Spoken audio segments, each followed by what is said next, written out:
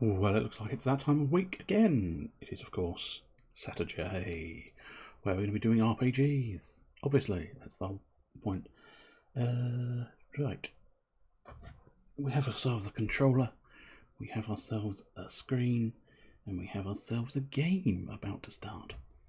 I must admit, it might be slightly too loud, but with a bit of luck, I'm hoping this game won't deny me audio controls. Unlike bloody Dragon Quest Builders 2 that seem to completely take over and define, you're not allowed any controls. No, none of your controls are allowed to work. It's always difficult to tell because that first part, really very quiet. Let your happiness be true. I've had a massive poo. It's big, it's all, it's brown. Oh shit, it won't flush down. Okay, so I think this might be a new... Just getting me... Horrible noise, wasn't it? Just getting my teeth moist. Is that generally a good thing? The home that found Vanille remembered is a beautiful place surrounded by flowers and nature, but the herb that greets them after their long, perilous journey is a wasteland covered in a layer of fine crystal dust. The hope they had been seeking vanishes like a desert mirage. It's carrying on. Though they have turned their backs on the genocidal focus, the Lassie's brands have not stopped advancing, and each passing second brings them closer to the moment of monstrous transformation. Herba, the last refuge of hope, is a hollow shell devoid of life, but they must continue on. They must follow the road to its inevitable conclusion. Happy Final Fantasy Day. Follow the road to its inevitable conclusion. And what is that inevitable conclusion? I don't think they've actually specified. Right. We were on top of the Cloven Spire, it would seem. I was just going to call it a tower, but if you want to be fancy, go ahead. Okay, so we need to pop round a corner. Now we know technically we can avoid this beastie. Whether I do a second time is another question entirely. Oh, yeah. Oh, hello, cheeky. Slashing at my backside. That's not what I wanted. No, sorry, Jiminy. Yeah, well, yeah, I figure I might as well move forward. What I suspect is there will be something here. Where this is going to lead, I do not know. The other side of the tower, I'm assuming? Is it going to sort of specify or just sort of show it?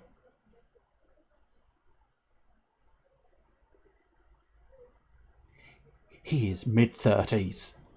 He is mid-30s.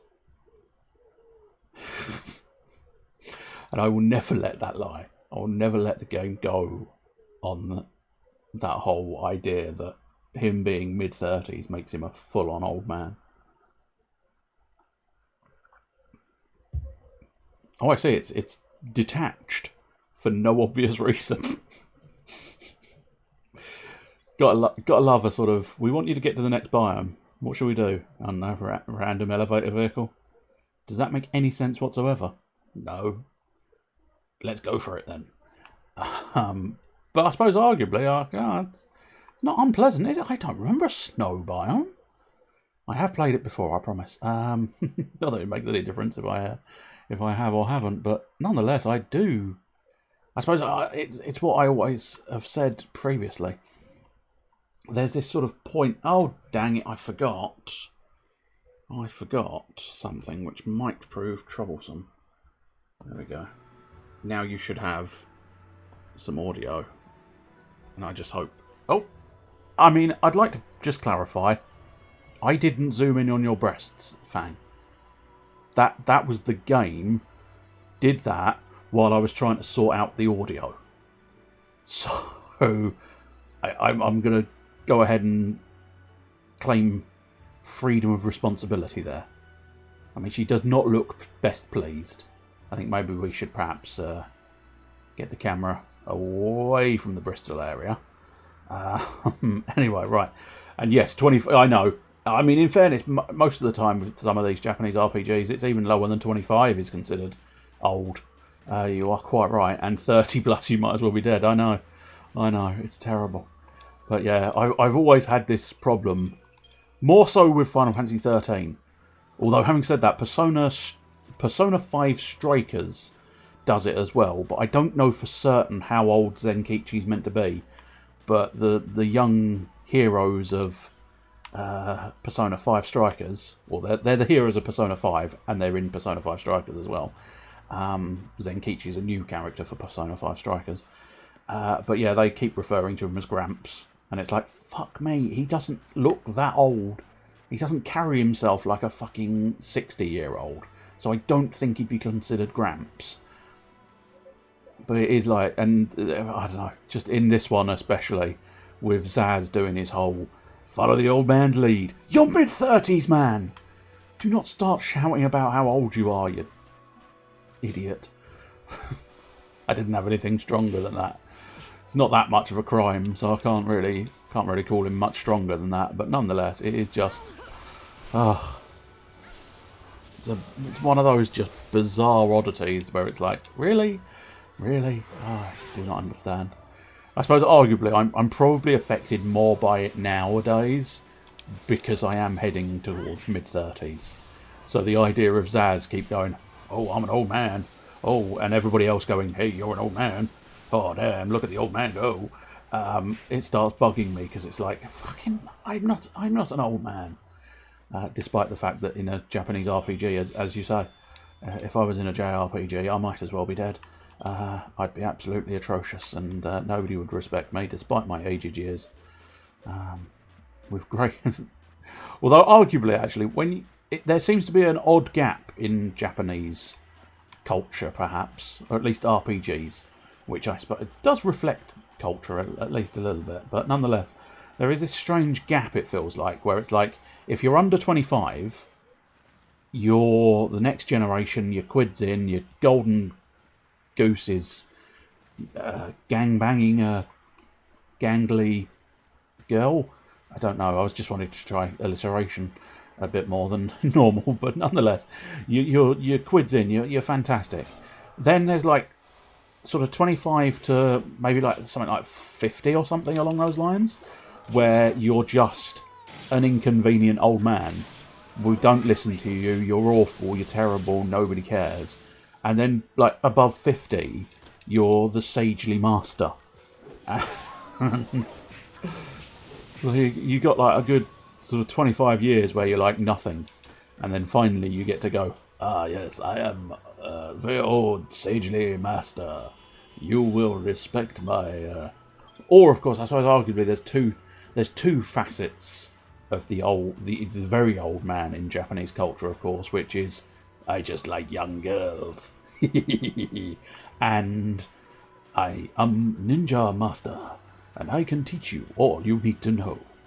Of course, sometimes they combine the two, I suppose. I will teach you what you need to know, if you give me dirty postcard. Sounded more Middle Eastern than Japanese there, but nobody said I did good voices. But nonetheless, now we've come off of the age thing. Welcome, Butternut. Creepy old man and wise man are often combined, yes, indeed. Master Roshi did spring to mind, because of course he's one of the dirtiest of dirty old men. That was one of the things I think they did quite well. I mean, God forbid I actually give it praise, but there were elements of the live-action Dragon Ball Z, or no, it was just Dragon Ball, I think, wasn't it? There were elements of the Dragon Ball film that were actually quite good. And that was definitely one of them, I think. The Master Roshi character they put in there was actually... I thought they dealt with him quite well, I think, if memory serves. Well, that's been a while since I watched that film, so my memory might not be serving me all that well, but I don't know. I think they explored just enough of the sort of dirty perv to do the character an honour. Not sure how they do it, but the creepy old man can often come off as endearing. Yes, that's true. Despite everything. But, oh dear. Oh, this is just another vampire, that's no problem.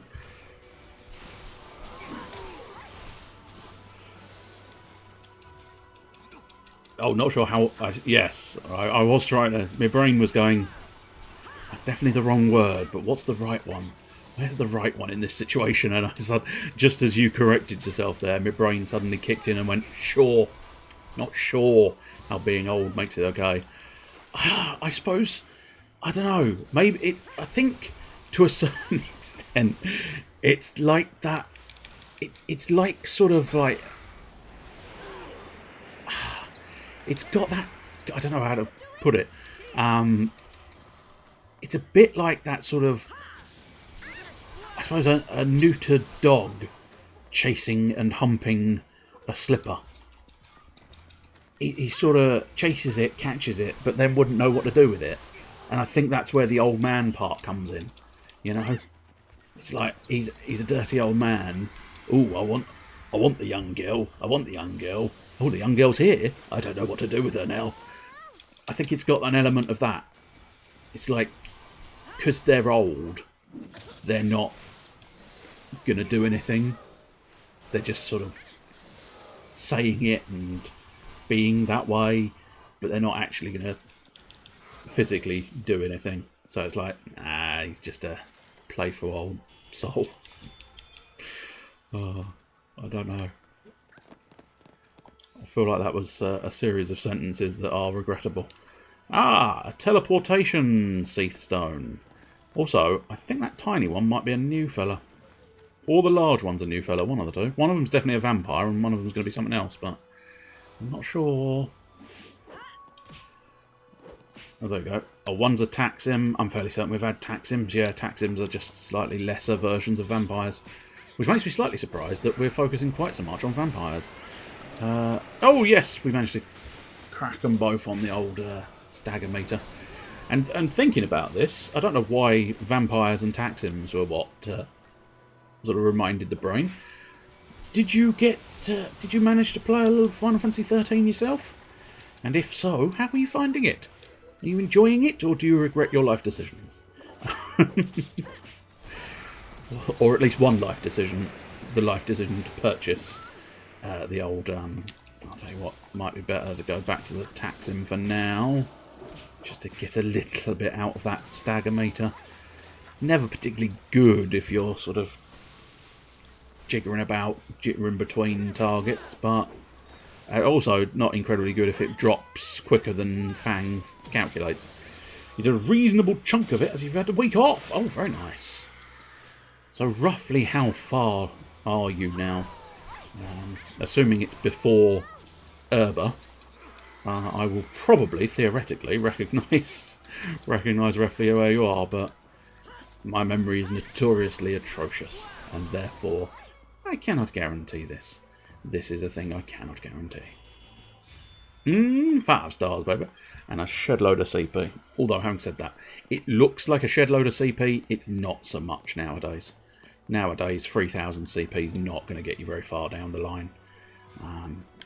Back at like Chapter 1, I would have been excitable beyond comparison if I'd received 3,000 CP. But nowadays, it's just like, yeah, 3,000.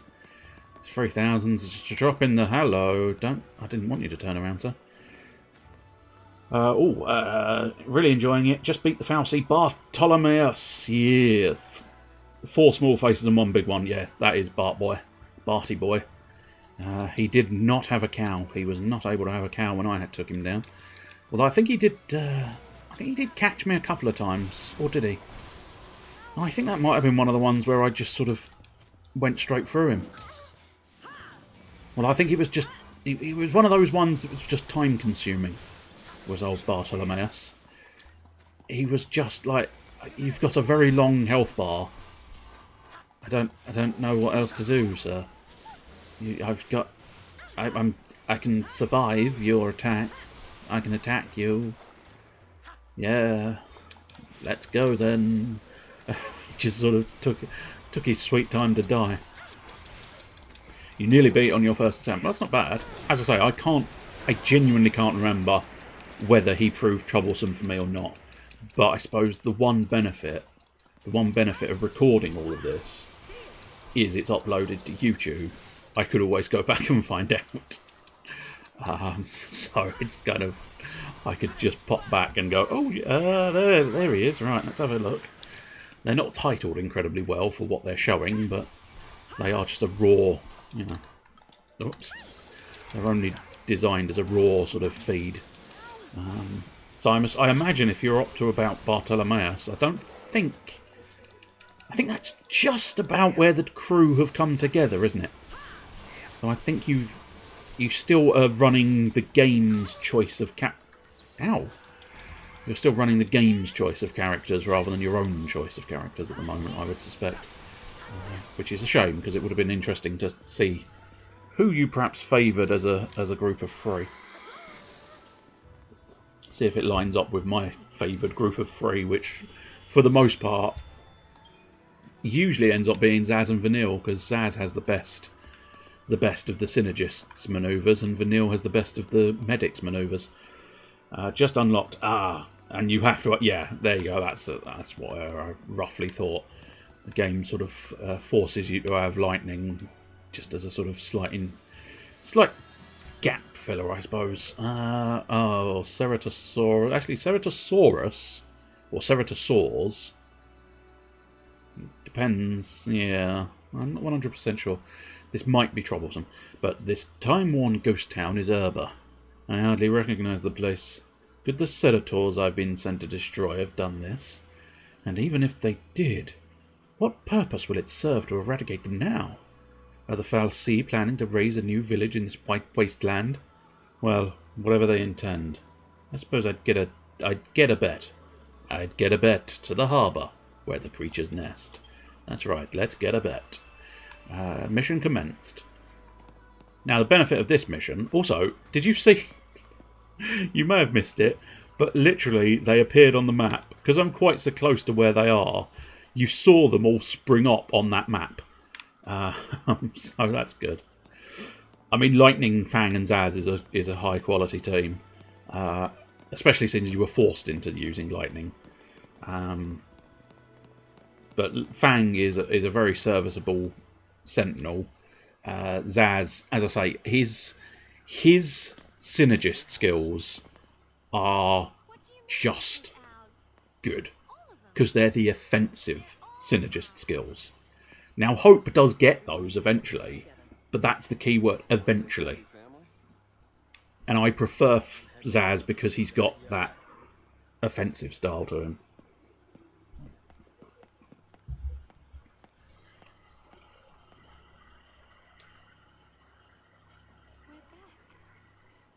Yeah. It's a bit shitty, isn't it? Yeah. It's not all you hoped it would be, is it? No. It's a desert of misery.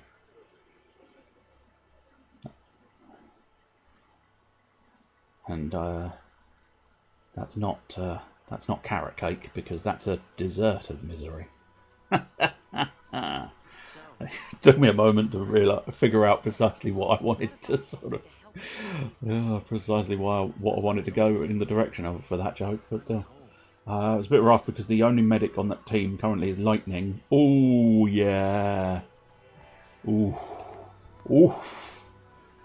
Yeah, you're going to struggle with Lightning as a medic. She is just not that good. I mean, in fairness, my Lightning... do you know what? Genuinely, if I can find the right bloody button. I suppose arguably it's because I've left her behind quite substantially. But in fairness, my Lightning... Let's just double check this Crystarium.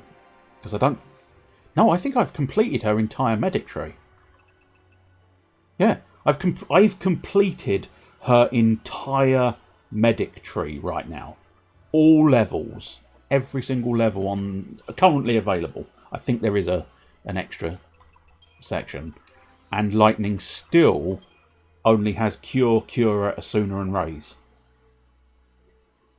So it's kind of like, oh my. Now see, that's a good workaround. That is intelligent play that I don't think I could muster.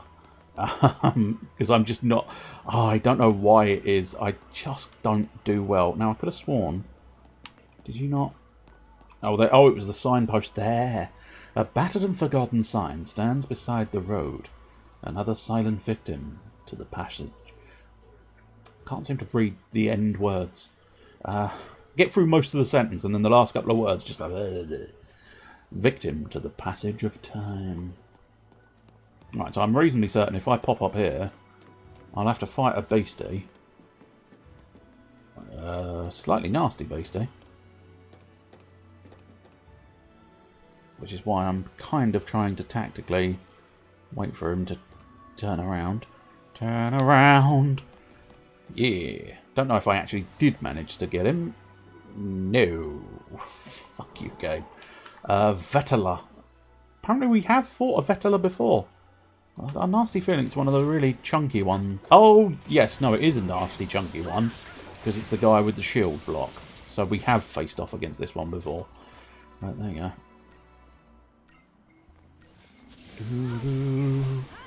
But I think that's why I favour Vanille, because she's a high quality medic, which means I don't actually have to worry about using items, and I am terrible at using items.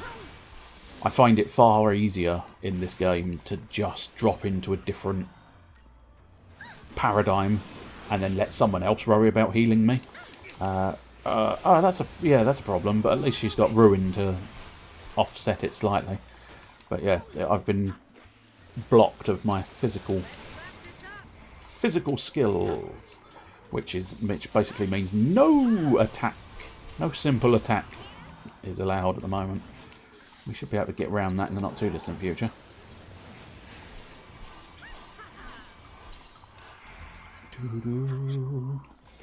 Okay.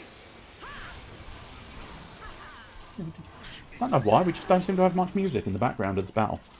Maybe it's to try and apply some kind of, like, horror, you know, sinister, this quiet, sinister nature. Was the game once shows.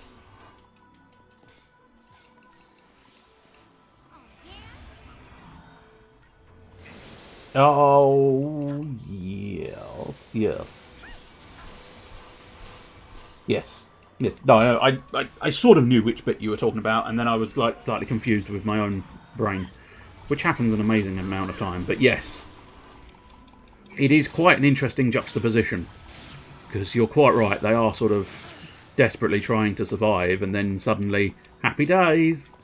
But it is quite a nice, in a way, it is quite a nice juxtaposition because of the whole Vanille's running away idea. They really sort of, that kind of nicely emphasised it. And it got you that sort of Chocobo theme, which just, oh my god, that Chocobo theme is possibly one of those ones which is cuteness overload, isn't it? Let's be honest. It's unreal how sort of, let's all go see the Chocobos today. I don't think that's the actual lyrics, but it almost could be. It's that level of cutesy. But it's quite fun. You know, in some ways it's quite fun anyway. Right, hopefully, what we need is Zaz. Oh, Zaz has been blocked from using magic. That would be why he is not using his synergist skills. Some days you need to pay attention. That's true. I mean, I suppose arguably it's just their design changes from round to round. But yeah, these ones are, especially the Chickie's got real sort of a puffy nature to it. It's properly,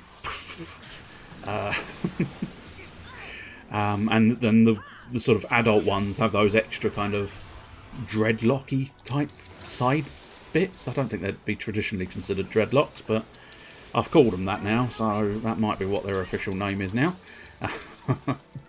But they've got the sort of side flaps. I think I might prefer side dreadlocks than side flaps. I don't think anybody needs to know about the side flaps. Okay, Fang almost dying is concerning, especially since this thing's almost dead. Could we not have a scenario where you kill me right at the last second of the battle? Please, thank you. I do appreciate you being nice.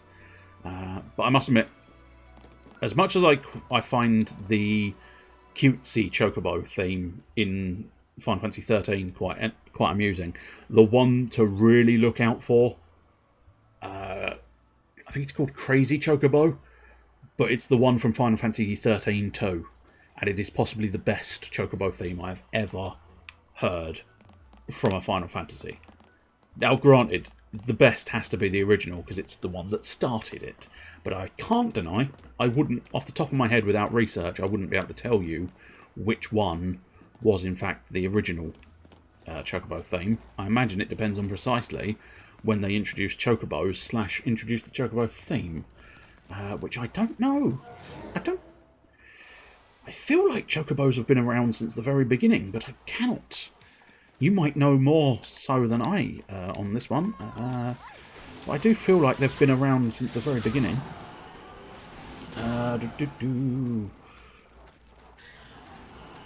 Oh yeah. Oh, that is oh shit. That is absolutely a fantastic idea. I haven't particularly for this playthrough. I might do towards the end. When we get right towards the end, I might do a big review of the data log. But yes, the data log is very good in this. It gives you a lot of information, and as you unlock the different days, you can sort of track the days. Although I must admit, I don't know. Maybe it's because I have played it a couple of times before, and maybe it's because the last time I played it, I did exactly what you did, or what you've just said you did. Oh shit, hell, that was awful. Oh dear, oh dear, oh dear. Oh well, never mind. I suppose there's not a lot I can do about it now, but dreadful battle. I did what you said you did, which is read the data log every time it came up, and so I don't feel. I mean, it's one of those occasions where it may very well be a case of someone will turn around and go, "You do know that's not at all what the story is meant to be," and I'll go, "Oh, I clearly completely didn't understand them." But I don't. Yeah, I must admit, I did not know that was one of the frequent complaints. The only real frequent complaint I know of was the linear nature of it. And it's one of those constant ones where I'm always in two minds about that notion, because for me, the linear style of this game isn't too bad because it keeps you on track, and it means you can't necessarily get side quested into roaming around forevermore. But don't get me wrong, I like both styles, but I do quite like linear as well. Hence the phrase, I like both styles. Fucking idiot. No. Just be glad you only have to put up with it for a few hours once a week. I have to put up with this shit every day. Every fucking day. Anyway, Vanille's robotic pal, Bhakti, is in dire need of repair. You should be able to find all 5 of the necessary replacement parts within the village of Erba. Do I really want to? Yeah, I suppose I do. I think I might need to examine some of these again, just in case I've missed a part, because obviously previously we didn't know parts existed for the creature. But I must admit, I don't know precisely how we get... Oh, there's a Chocobo doll! So yeah, I'm always in two minds about the idea of the linear pathing, because there's a little bit... Well, oh, hello, okay, yeah, no, you just came straight at me. That's fine, that's fine. Because I did enter his domain, in fairness. I did enter his domain. I didn't specifically mean to, but it nonetheless happened. So that how bloody tragic everything that happens to the character seems to be. Yeah, pretty much. I think it is. I think that's where the sort of the theme park scene and everything around the theme park scene works quite nicely, because it is that sort of, they're so down on their luck, and then they've gone and enjoyed this sort of theme park of chocobos as their sort of a dose of happiness in the most miserable of times. But I think, personally, I think this game does sort of deal with the tragedy and this idea of, I think, because it all stems from that beginning bit, doesn't it? The whole, you've become a lessee. Okay, what does that mean for me, precisely? Well, if you complete the focus, that's a bit of a mystery, you can turn into a crystal. Right. That doesn't sound like a good thing. What happens if I don't complete the focus? You turn into a monster. That doesn't sound like a good thing either. Could we have an option 3? And that's where, I suppose that's where most of the storyline stems from, doesn't it? The idea of us fighting back and not just yielding to this unfathomably dark fate that awaits us no matter what we do. And that's quite nice. Okay. I'm going to ignore those enemies just for this moment. I am going to pop back into this house, mostly because I think, actually, I've just realised the parts are in fact marked on the map. Well, I haven't said that. No, that's the elevator. That's an object of interest. That's 1, 2, 3. Not entirely sure where the rest of those are going to be, but nonetheless, I believe the little round icons are objects of interest. And, or oops. No, that's objects of power. Damn it. These are... Oi, oi. Oi. Trying to think of any other JRPGs that do the damned if you do or don't thing. Ooh, I mean, yeah. Off the top of my head, I couldn't. Tracking back through sort of most of the ones I've played, most of them have an air of sort of... most of them fall into the, hey, we're adventurers, we're just going to go on oh, big bad, going to take over the world, someone should probably, oh, we have to deal with it. Okay, well, I suppose we can probably get around to doing that, that's fine. Because even, you know, even Final Fantasy VII, which is a landmark in sort of writing, doesn't necessarily do a sort of, well, if I do this, I'm fucked. If I do that, I'm fucked. Come on. Come on, Vanille. There we go. So against this guy, bully was key. Because it took me ages the first time I took on this guy. And the second one went down very quickly. And this guy's going down quite quickly as well. It is a bit of a bugger that they're sort of blocking the thing. Oh, hello. Defend our cause. Yes! Activate the skull shields. You never know, one day I will have emotes and I'll have little skull shields and people can throw out the skull shields as a means of defending against the raids. But welcome, Mr. Pungzilla. I'm hoping, there we go, I was going to say, I'm hoping that chat window will update slightly more, and it did with the word raid. Welcome in, Mr. Pungzilla92. You are more than... Oh, I really need another word other than welcome there. Because I've used welcome a few times now. But you're more than welcome to be welcomed in. Welcome.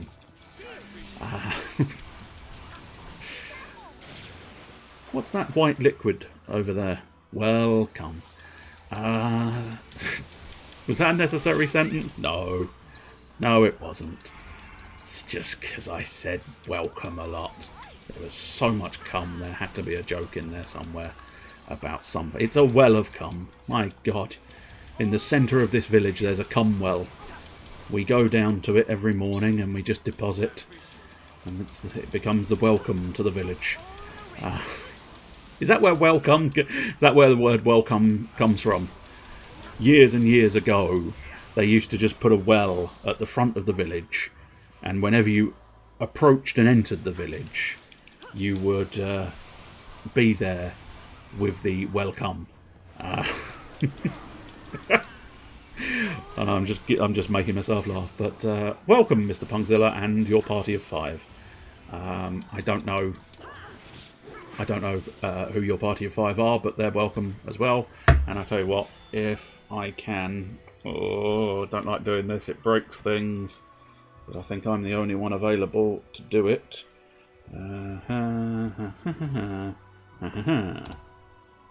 There we go. You were playing the Henry Stickmin collection. I know this because I was technically there before I started my stream. I just dipped in to see precisely what you were up to, and it looked difficult. It looked difficult because you were trying to find something, but I wasn't sure what. So I couldn't provide any assistance because it was like, where is he? Where is he? I need to find him. But where is he? And I was just sat there going, who is he? Why is he? I can't assist with any of these. Ooh, battery pack. Remaining parts. Oh dear. Oh dear. Oh. I think I may have angered it. I think we're just about okay. We're fine. Vanille, get out of the way, love. Really must stop calling them love. I'll call them dear instead. That's far more in endearing. It sounds a little bit like the same word. Right, let's trash these fellas once again, because we do need to... Well, I say we need to. I mean, I'm doing it because I can, and I might as well. Right. Oh, were they weak to magic? Yeah. It looks like almost all of these are basically half physical damage and weak to magic. Or weak is not quite the right phrasing. Good lord, Ruinger is big. Big indeed. You was achievement seeking, I see. And bios from characters, I get ya. It does look like quite an entertaining game. I recall looking... Oh, that was close. Much closer than I needed. I do recall looking it up, and I think it might be on my wish list at some point to peruse, but there's so many things. There's so many things on my wish list. I keep trying to sort of knuckle down and trash several elements off of the wish list so that it can come back to being sort of... Because I suppose the problem is, what I tend to do is I don't use my wish list as actual games that I wish for, per se. I use it more as a sort of, yeah, I might look at it again. I might look at it again when it's on offer. And that's what I tend to do. That's why my one's always organised in discount. I always set it to whatever the highest discount is number one, which is quite useful. I quite like the fact that they've got that as an available option. Let's get a little bit of bullying going on, although, truth be told, I'm not convinced bullying is needed here. Once I get rid of the little fella, it's just a regular old vampire, and, I mean, they're not the most difficult of creatures, despite the fact that they are massive. They do look more intimidating than they actually are nowadays, because they are the lower... Well, I suppose technically they're middling, because Taxims are the lowest form around in this area. But just to give you some background, and anybody else still present, this is Final Fantasy XIII. I like it. Not many other people do. Although I think a lot of people, it's one of those weird ones where, I say weird ones, oops, that is not the paradigm I wanted. I didn't think I was in diversity at that point, because I'd taken so much damage. But I think there was a lot of brouhaha when it first came out about how linear it was. And now I think it's settled down a bit and people actually have decided, no, it was actually not a bad game. I quite liked it from the beginning, although I always had a bit of an issue with the battle system being... The auto battle is too good. That's always been my issue. I would have slightly preferred it had it been a little bit sort of... I mean... Cleansing the world of misfits, yes. Always. Always. Welcome, Mr. Bluebush. Welcome into the I don't know what. Welcome to the realm of Dragonfang. I don't know if that's going to be the official title for this area, but other people have that sort of welcome in sort of idea. You missed the discussion of the origins of the word welcome, and for which you might thank your lucky stars. But we'll go away from that one. Oh, really? Oh, I genuinely... I'm kind of looking forward to seeing what you do with it. What did I want to do? I unlocked a new weapon for Vanille. That's what I wanted to look at. But, I mean, it's never going to beat the Healer's Staff level 14, I don't think. Staggerlock, yep. Fuck you, game. Fuck you. Fuck you, game. Fuck the people who built you. Fuck anybody you've come into contact with. And fuck everything you have ever imagined. Fuck you, game. If it wasn't obvious, I don't like that. I just thought, it just auto battle. That's no fun. Yeah, it's got slightly more nuance than just auto battle, but it is still too auto battle-y, I think. And I don't know. The issue I came up with counteracting that myself, because I often do. I often come up with points and then completely obliterate those points myself 5 minutes later. But I did sort of realise, on occasion, because the turn-based RPG is kind of my favourite genre of all time. It just is. There's no two ways around it. I love them. Part of that is because they're, for the most part, they're quite relaxing. Because in a turn-based scenario, you don't... I think it's easier. I think it's easier, frankly. Because it's... quite a lot of it's to do with stats. And you can just level yourself up a bit more if you're struggling. And you can get through it. And so I find them easier than sort of full-blown sort of... I've got to react quickly on the controller type games. And so it was one of those ones where... I don't use auto battles at all. If I'm ever given the option, I will control all of the allies. It's one of the first things I did with Persona 5. It was like, no, Ryuji, you're not thinking for yourself. I'm telling you what to do, sir. So, let's get that clear. Grandia 2, I think you have to do that as well. You have to go, no, you're not thinking for yourself. I'm telling you what to do. But then... you sort of realise, in this, the auto battle is so good that you can just get away with going, A, yeah, look, I push the A button, it does it, I'll push the A button again. Now, admittedly, you've just stopped me in the middle of the sentence game, and it's like you're being a dick on purpose. But nonetheless, in this, it's just like, A, done. Especially in the sort of random encounters. And then it did strike me, when I was playing another one, that I was sort of lazing on the sofa in a bit of a sort of like, I can't really be bothered at the moment.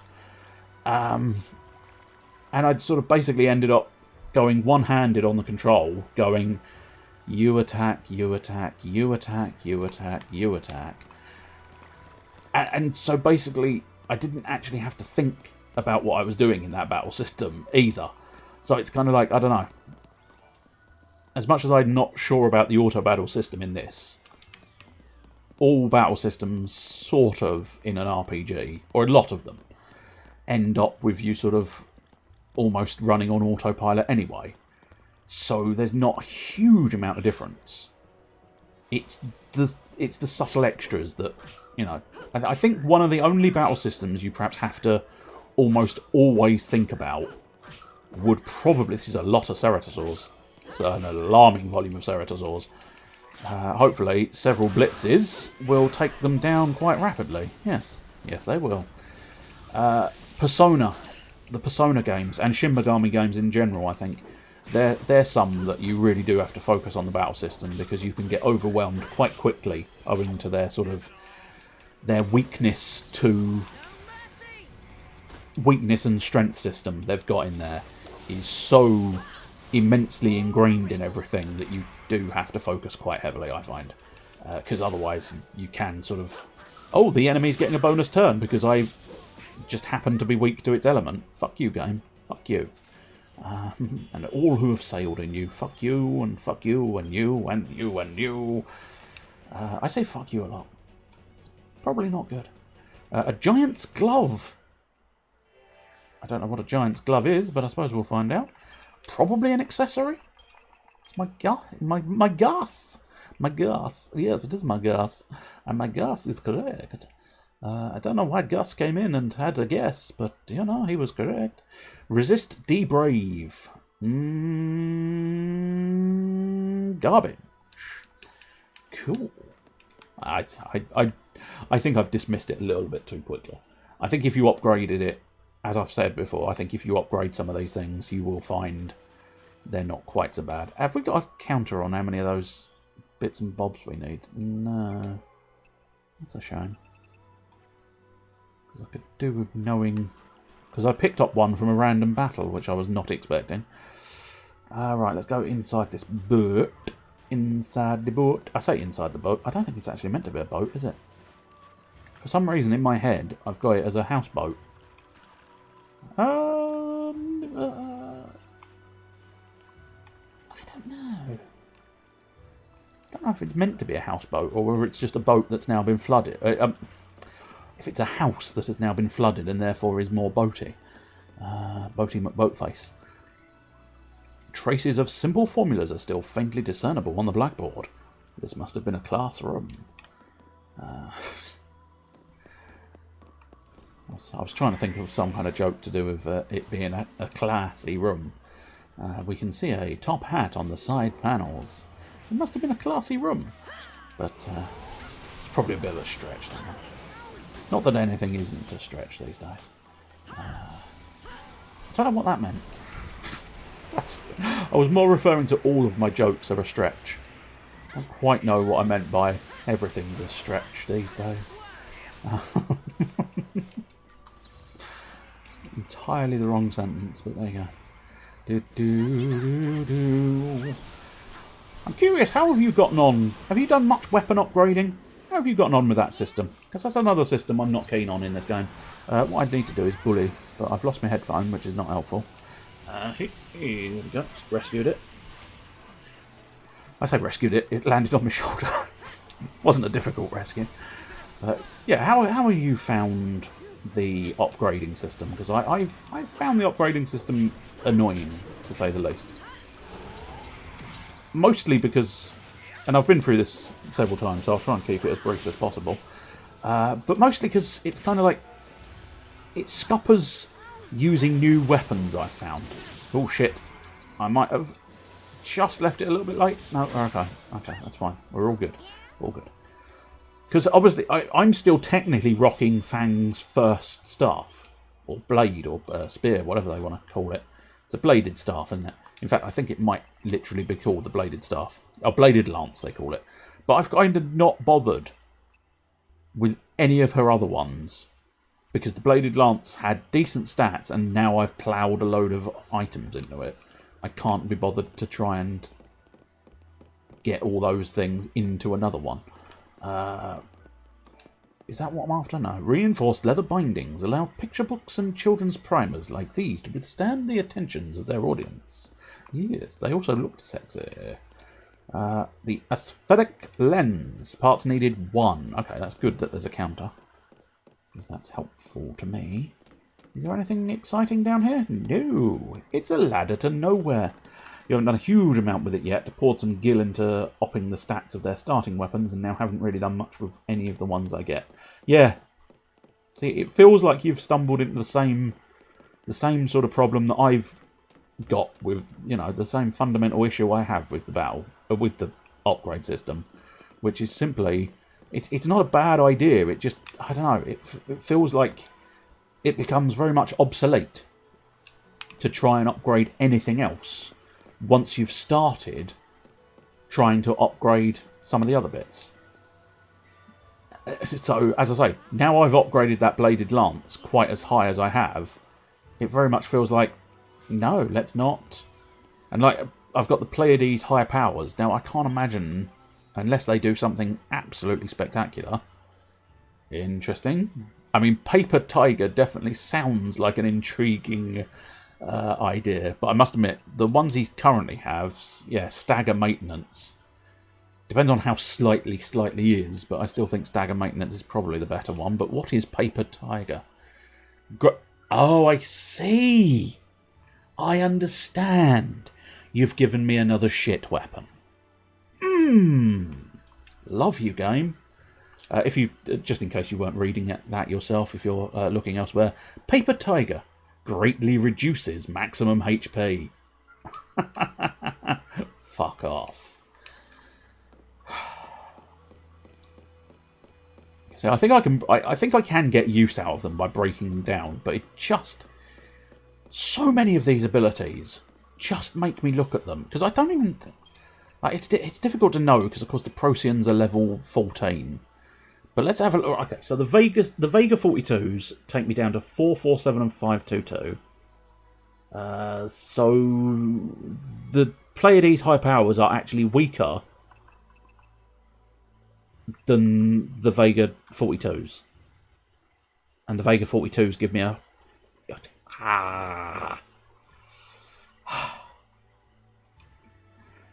you've been focusing on upgrading accessories. Now that is interesting. That is interesting. Because I don't know whether I ever did when I played it previously. But when I saw it in this playthrough, my brain immediately went, I didn't know that was a thing. So I can only assume I never really did much in the way of upgrading accessories the last time I played the game. And I don't know if I necessarily plan on upgrading my accessories this time round. Because I kind of want chunky weapons that hit things hard and fast. Rather than worrying about my accessories. So it's interesting to see you actually head down that route. It is quite fascinating how different you've gone in terms of direction. Which I don't know. You know, I'm not suggesting good or bad. I'm just suggesting fascinating. It is interesting. I mean, it's a bit like when you mentioned last week your strategy. Now, what was it? It was in Bravely Default. You suggested the idea was you put an element on the enemy that you knew you were immune to, so that they couldn't do any damage. Oh dear! What can the matter be? We're almost dead. That's the issue we've got here. Oh no, this is a vampire. This shouldn't be too much trouble. Just took a little bit too much damage, but that's it's interesting getting different perspectives on this, because I would never have thought of that sort of strategy, and I've never really thought of the idea of going, he does lightning damage. Well, okay then. I'm going to do something about that. I suppose arguably it's probably because my strategy is the thick as shit method, which is I have bigger weapon, I hit you harder. I hit you harder than you hit me. And any hit you do me, I heal. That is my sort of full-on troglodyte method of beating practically every game. If I can do more damage to you than you can do to me, I'm quids in. So, I'm not suggesting it's a good method. But it is reasonably effective, in fairness. It does tend to get me through these things. Although you did see the tail end of last week, I did actually have to put some thought into the battles. Right, where are I going? Where are E-do-R? I'm hoping the last part is not too much further here. Well, I have just thought... No, he was upstairs. Yeah, okay. So... Interesting. Yeah, I think we'll carry on. We'll carry on with an element of hoping for the best. So we'll see what happens there. Because I do suspect, I wouldn't say no. What I might try and do is upgrade some of my sort of... See what happens if I upgrade some of my stat boosting equipment. So the gold bangle, well, possibly the mithril bangle as a first idea, is not the magician's mark, but do we have the middling version of the mark here? Well, that's interesting. We do have a spare diamond bangle. There you go. That shows you absolutely how much attention I'm paying to a lot of my equipment stuff. I didn't even know I had a diamond bangle. I'm sure it popped up at some point, but... oh, that's a platinum bangle as well, spare. But do we have another mark in here somewhere? Not obviously seeing one yet, but I think I kind of chose the wrong direction to go through here. Okay, no. So, what I think is probably going to be worthwhile... Yeah, gold bangle in favour of the diamond bangle. And then possibly go to Snow. Where are you, Snow? Okay, you've got a platinum bangle already. Okay. Yeah. Okay. So what we might do is, seeing as you've got that, what we can do is give you the other bangle. What is the glass orb doing for me? Resist slow. Okay, fair enough.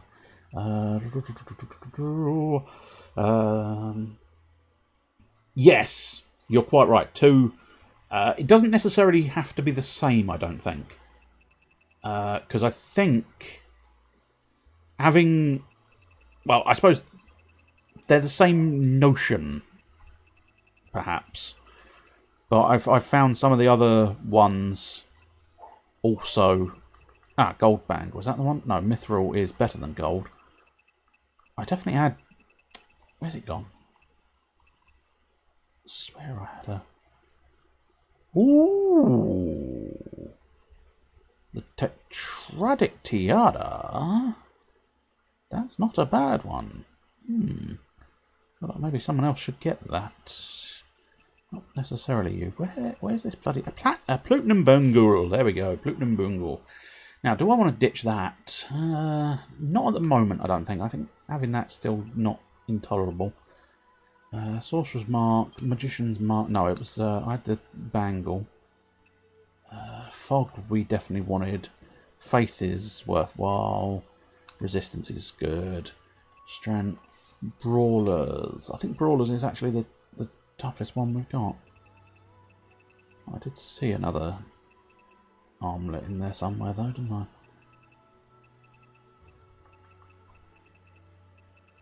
Oh, rainbow anklet, no. Armband, no. Brawler's wristband. That's what she's got equipped. That's fine. So arguably, if you've got shell... Yeah, okay, you can have all 4 now. Cool. That's not terrible. And who cares about the boy? Right, okay, let's catch up with some messages since I was fiddling with my equipment, as it were. So, Spark Ring and equip them lightning, giving her huge resistance to thunder and boosted her thunder attacks by 20%. Yes. I'm fairly... Yeah, I mean, you are right. You've written it and you've done it. It's not what, I wasn't technically doubting it as such. I was just sort of... I don't know. Yes. Yes. You're right. You know you're right. I'm agreeing. In some fashion. And you made her a Ravager and she spams Thunder and Thundara for some nice numbers. Awesome.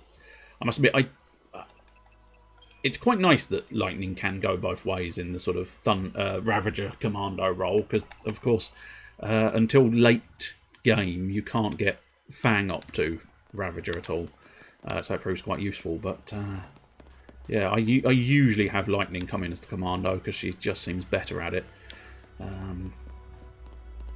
But yeah, it's quite interesting.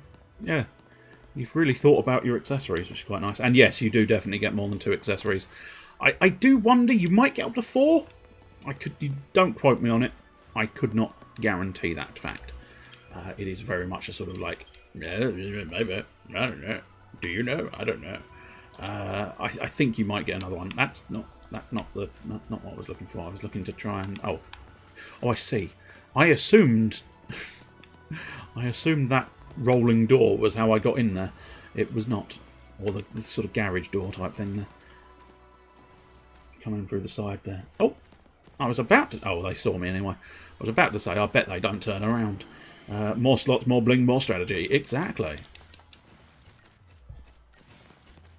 And I suspect if you do, if you do like to go a bit more complex, it will probably satisfy quite well. Because, as I say, my simplistic method is, you defense man, you equip defensive accessories. You hit things. You equip hitty things. And that works nicely.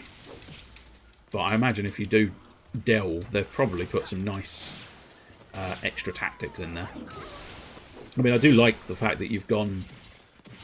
Especially that you've gone nicely thematic with lightning and her lightning attacks. Or technically thunder and stuff. I quite enjoy that. I suppose arguably the game sort of forces that upon you, because her earliest Ravager spells are, of course, exclusively Thunderer based, I think. It's only later on where they start getting a good spread of everything. But it's still nicely thematic. I quite like that.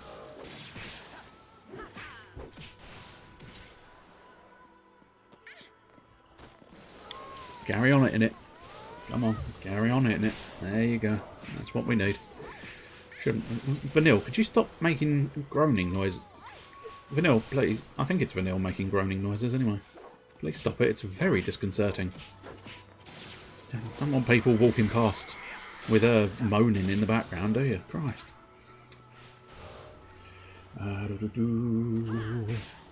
Oh, yeah. That is a good call. I like Zaz, to be honest. I like Zaz. Oh,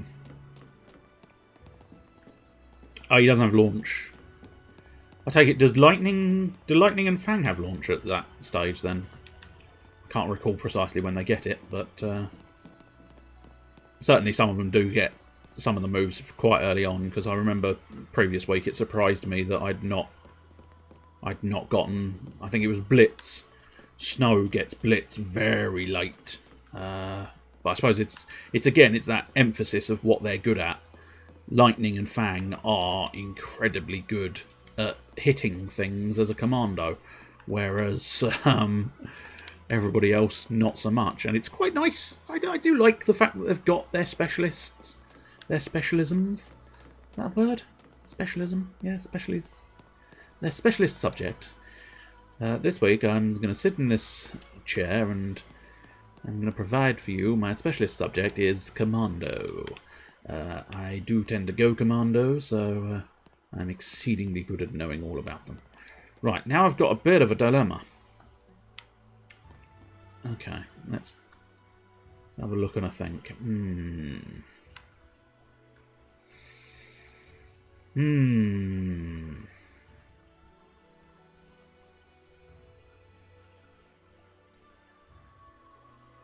Oh, I'll pop back and deal with the little robot friend now. I don't know. I don't honestly know what's... If there turns out there's a XIII teleporter just at the end of that bridge, I'm going to be slightly miffed.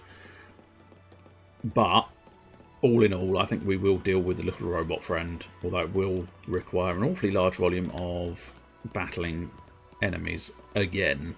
Which is slightly inconvenient, but we'll have another quick cheeky save. I do like that save point. Because I suppose, I mean, obviously it has to be considered something in-game, because it is quite such a detailed object. But it is just it's quite a nice, interesting little gadget. With the screen especially, and the way you sort of get it. Let's have a look at it folding down, yeah. Fascinating little device. I absolutely adore that, because I find it slightly more interesting and unique than some of the games go for. Because some of them just sort of go, yeah, touch the crystal? Yeah, touch the crystal, that'll do. Or, here's a glowy circle. And it's difficult to know whether they're... Whoops, I've gone the wrong way. It's difficult to know whether the people in world are supposed to be able to see the glowy circle or not. Whereas this one, obviously, this feels very much like, yes, the people in the world are supposed to be able to see that.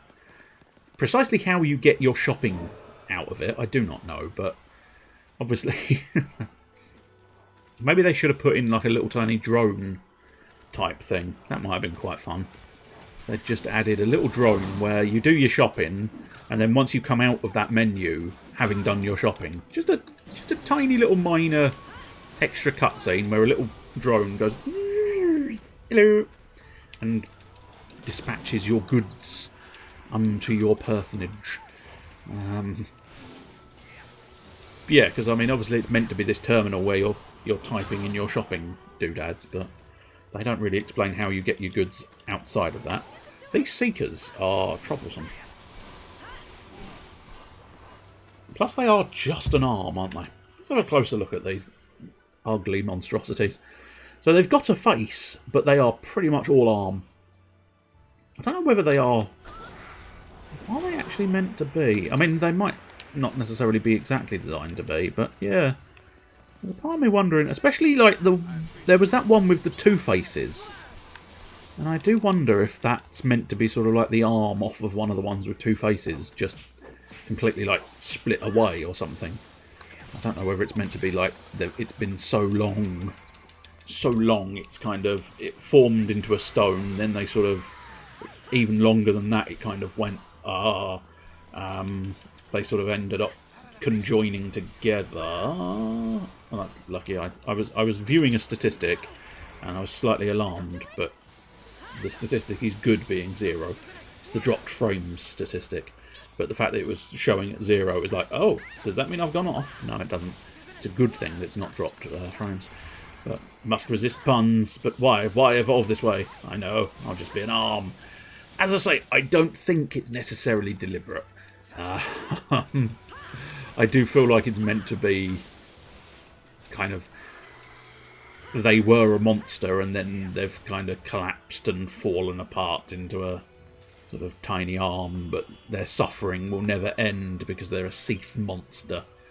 And their remorse is now in tear form, and we have their tears of remorse. I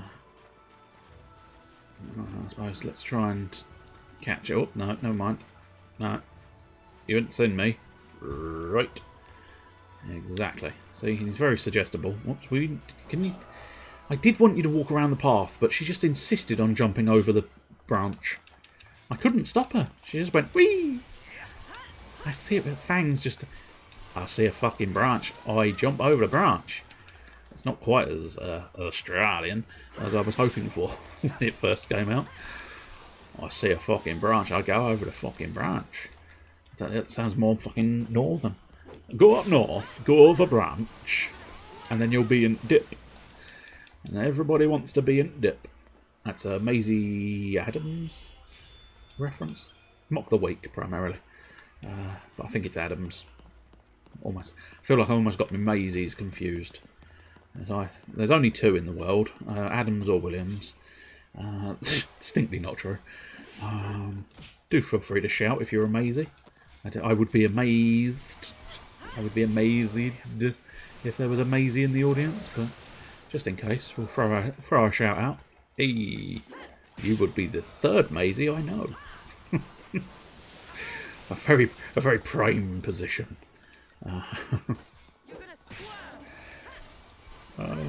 don't think he's squirming, but he's certainly having a shocking time. The lightning.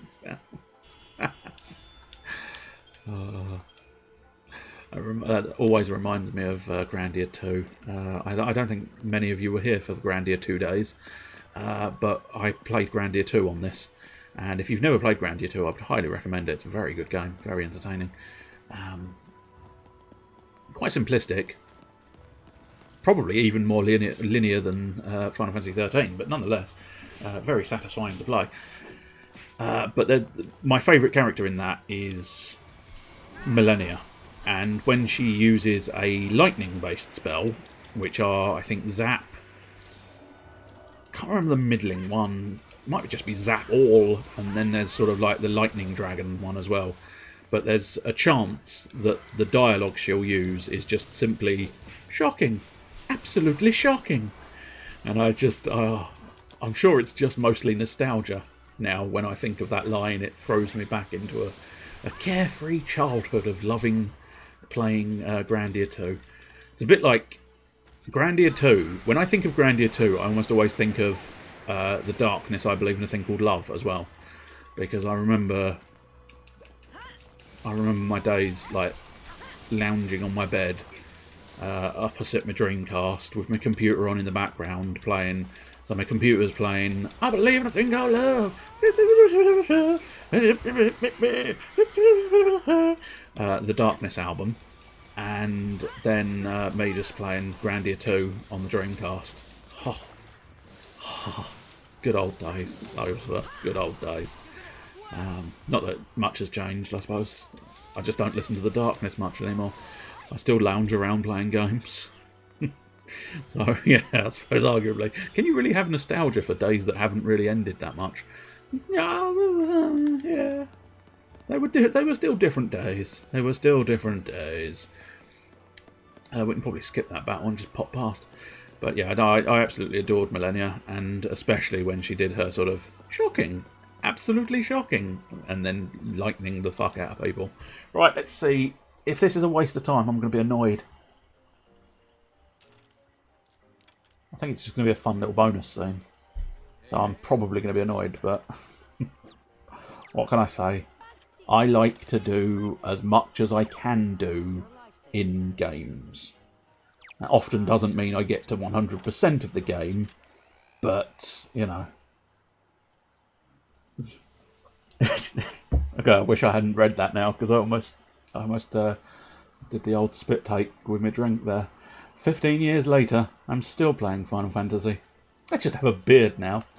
I don't know what. I think it's making me chuckle a bit more than it should, because quite how true it is. Oh, so it's caught me. It's caught me because I think it's resonated on such a personal level there. 15 years later, I'm still playing Final Fantasy. I just have a beard now. There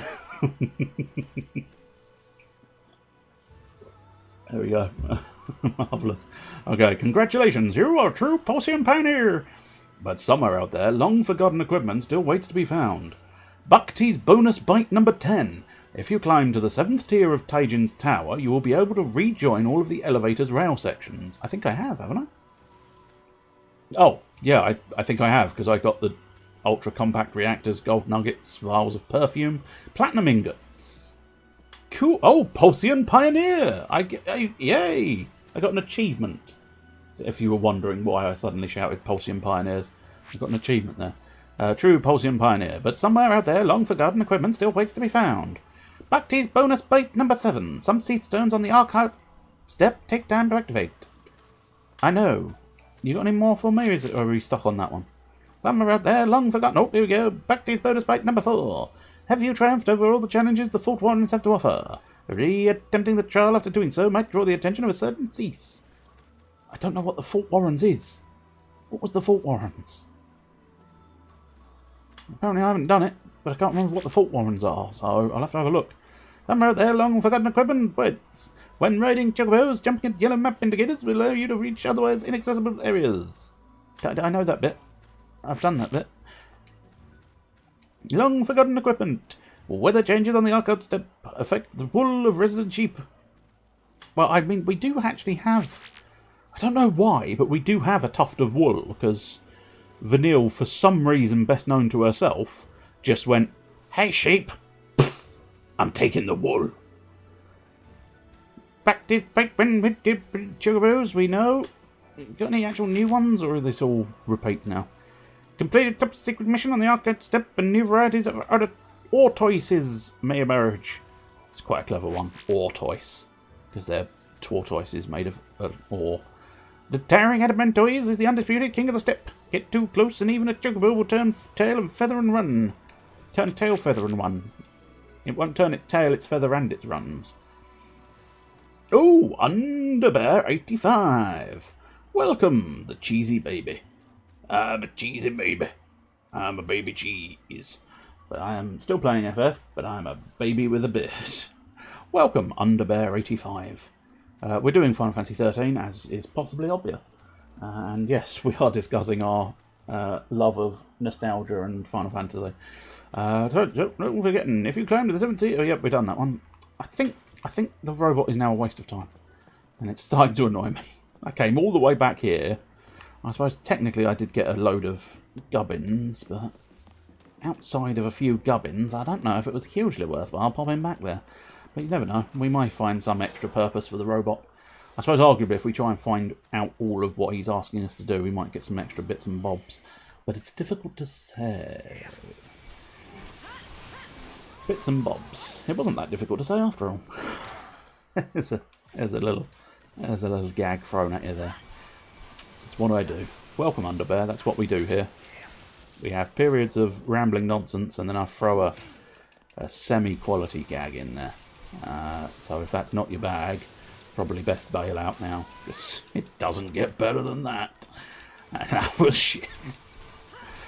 Oh, dear. Come on, we'll just cater. Oh, there's no real strategy against these things. It's just twat them in the face hard, and they can twat you in the face. And if they do happen to do a cheeky little wind at you, just stick a medic in. If they have a cheeky bit of wind at you, stick my dick in. That'll stop it having wind. You're a terrible human being. Yes. I've long since been aware of this fact. Don't screech at me, you little shit. Just die. Just die. I need you to die. Die. Die. That's what we require on this occasion. I'm just gonna twat you hard. Twat you in the face. Real belong. Just get those in. Get that stagger meter up. That's it. Get a couple more in. Nah, alright, we're gonna need some more. That's fine. At this point, he doesn't really stand much. Oh, well, he stopped me. What a prick. Oh well. The rest of them sort of flipped him upside down, which was unexpected. He flashed his taint to the heavens, and the heavens just went, do you mind? We didn't need to see your taint, mate. You're certainly going to hell now. You don't flash your taint at the heavens and go to heaven yourself. Can we make this easier on ourselves? Difficult to know for certain. We were below... Yes, we made it easier. The old back attacks make everything just a tiny bit easier. Everybody needs to focus on the back attack. Rin, rin, rin, rin, rin, rin, rin. I'm gonna ruin your day by ruining your soul, by ruining your backside, and ruining your hole. Didn't know that song was going in that direction, but that's what happens when you throw down the initial rhyme of soul. You inevitably end up in the hole. So when you were singing that song, where did you end up? In the hole. Oh, no, he's really... Cheeky boy. Cheeky boy, know your station. Turn around. Turn around. I don't think you understand how this works, mate. No, I said turn around. Don't do shuffle backward. There you go. That's it. No, don't turn... You little prick. They don't cooperate, do they? Sometimes they just absolutely refuse to do what they're told. Right, get some hastes on. Might make it easier. You got any weaknesses? Oh, weaknesses to pretty much everything. That's helpful. Now I've de-shelled you. That'll make everything life so much easier. I feel like maybe I should change up my strategy. Because I am sort of using the same strategy at all times. And it doesn't necessarily always work. But I'm wondering if maybe I should start the battle in bully mode. So that I get early, like immediate synergy and immediate everything else. But I don't know. The only problem I've got with that strategy is partially some battles you just don't need that. You don't need bully. I mean, in this battle you don't really need it. It just makes it a bit quicker. But also, I don't know. Like, if I get the back attack, I think Relentless Assault is better for immediately cracking them into stagger. Whereas I think it would take a bit more time and be a bit slower if I'm trying to get them to synergize. So I don't know. I think I'll stand by my man. My man on this occasion being the tactics I've chosen. So Relentless Assault all the way for the most part. I say all the way. It's Relentless Assault most of the way. Diversity some of the way. And Bully every now and again. Every now and again I like to do a little bullying. I tell you, you look bloody ugly, and then I punch you in the arm. And then you go, ow, that's a dead arm. Oh, don't do that, please. Please, I don't deserve this. And then I remind you, you do. You do deserve this. And then I come out of bullying and go to diversity mode where I go, nah, I'm sorry. I'm very sorry. You're welcome. As is everyone. But by then it's too late because you've already bullied the poor lad. Ow. Did you not do that? Ow! Did you definitely not do that one? I suppose let's bully again. Get it done quicker. Do you ever find the 5-star rating a bit odd sometimes? Yes! Yes, I do! I know you don't watch every week, and I think you missed possibly the first multiple weeks of me playing Final Fantasy. But yes, the reason I'm laughing is because I have, on several occasions, highlighted how bizarre I find the 5-star rating system. Because yes, sometimes you can do a battle horrendously and it will go, oh, 5 stars. And you're like, what? I don't feel like I deserved 5 stars. And then other times you do a battle fantastically, it feels like. It feels like you've done really well. You've like taken no damage, you've done perfectly fine, but you end up with 0 stars. I think a lot of it, as far as I can tell, and this is not by no means a definitive answer, because it's me talking, so it's probably absolute horseshit. But nonetheless, what I think is the key factor is the time. So you can be beaten half to death and feel like you've had an atrocious battle, but as long as it was quick, you'll end up with super high stars. Whereas if you feel like you've done really well, you've not let your health bar drop, you've sentineled when you felt like you wanted to sentinel. I wondered if I could get the back attack, but it was very difficult to see around the corner with that camera angle. But never mind. Let's bully up, and it might make the 3 of these quicker. So, as I say, I think it feels to me like the time is the biggest factor. So but I say that knowing that I'm fairly certain in previous weeks of this, I have ended up going, well, that's weird. The battle asked me to do it in 45 seconds. I've done it in... I'm picking numbers relatively randomly here. I can't remember if these were the exact numbers or not, but nonetheless. They've asked me to do it in 45 seconds. I did it in 38 seconds. And yet I've only got 2 stars. So maybe it's nothing to do with the time. So, yeah, I can't... The first time I ever played it, I couldn't fathom the 5-star rating system. The second time I played it, I couldn't fathom it, and this time I can't fathom it either. It does feel so like there's just a... It almost feels like there's a bloke just at the other end, and it's live, and every now and again he just goes, oh look, he tried his best. There you go. I have 5 stars. Oh flip, no, he didn't do very well there. I'm gonna have to give you nothing there. That's how random it feels like. It just feels like it's some guy just randomly assigning the scores. Or maybe it's like in The Simpsons, it's the rocking bird. It's the old nodding bird.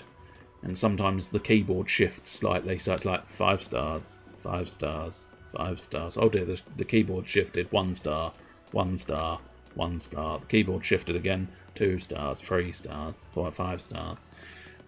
So no, is the honest... Or, sorry, to the question you've asked, yes.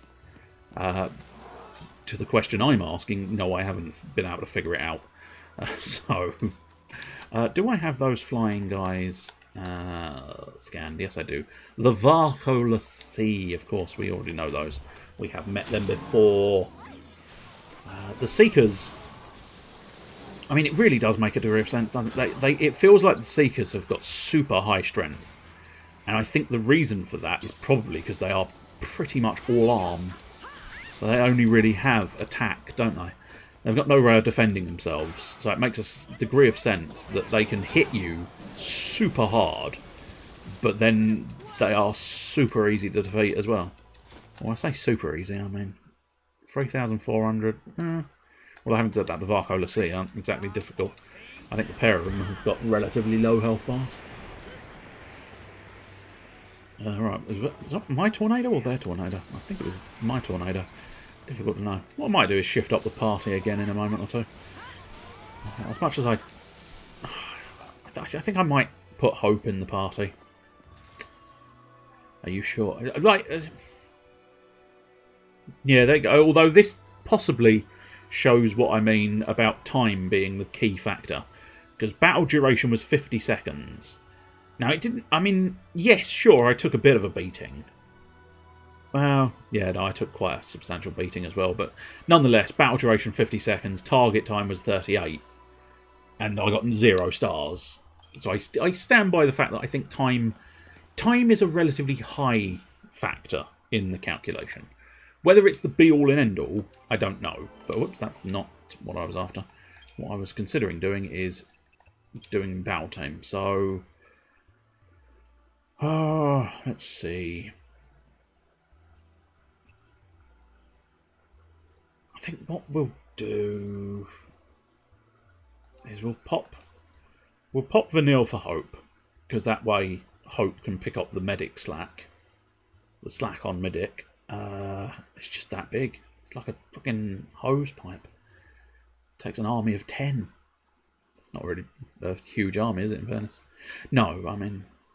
In terms of army, 10's not huge, but in terms of carrying my penis, that's quite a lot of people. It's quite a lot of penis. Shall we just... do you know what? Go on, we'll just do a total swap. And I think... Yeah. Yeah, I think I'm going to run around as Snow. I like Snow. I can't help myself. I do like him. Consolidation. Okay, that's double Sentinels. We don't really want that. What we'll have here is you as medic. Yeah, we'll keep Lightning as Commando because she's kind of, in terms of for me, she's very much built to be Commando. Let's go Sentinel with no. Let's not go Sentinel with Synergist. Let's go Ravager and Commando and Synergist. Yes, that'll do. I think we will have. I think I'll probably pop this at the bottom though. So we'll have the Combat Clinic. We'll pop it at the bottom. I don't have any kind of...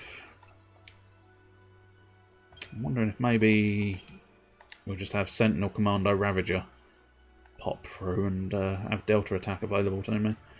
Because unfortunately in this mode, I literally don't have a Saboteur. I've only got the boy as a Synergist.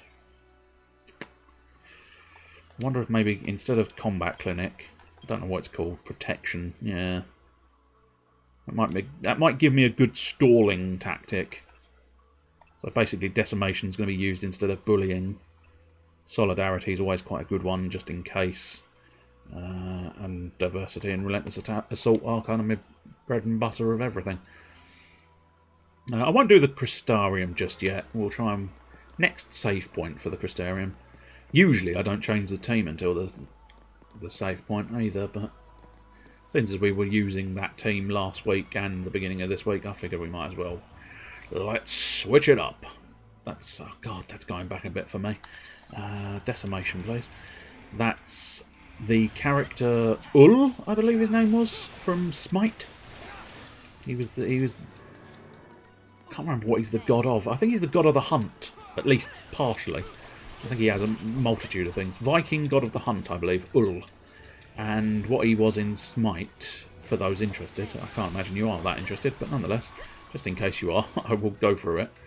See, this is the problem with Hope as a Synergist. And it's mostly the fact that he doesn't have haste at the moment. Which is a problem, frankly. It's a problem. It just makes him slightly shitter than you need him to be. Because I quite like, don't get me wrong, I quite like the fact, and without Sabotage, I must admit this is going to take ages, isn't it? God, I don't like this team. And I need them to know it. I suppose it's not too bad, because he does have, like, at least he has faith and bravery for the attack buffs, but Sabotage, I can't deny Sabotage. I don't often think of Sabotage as a crucial element until it's missing, like this.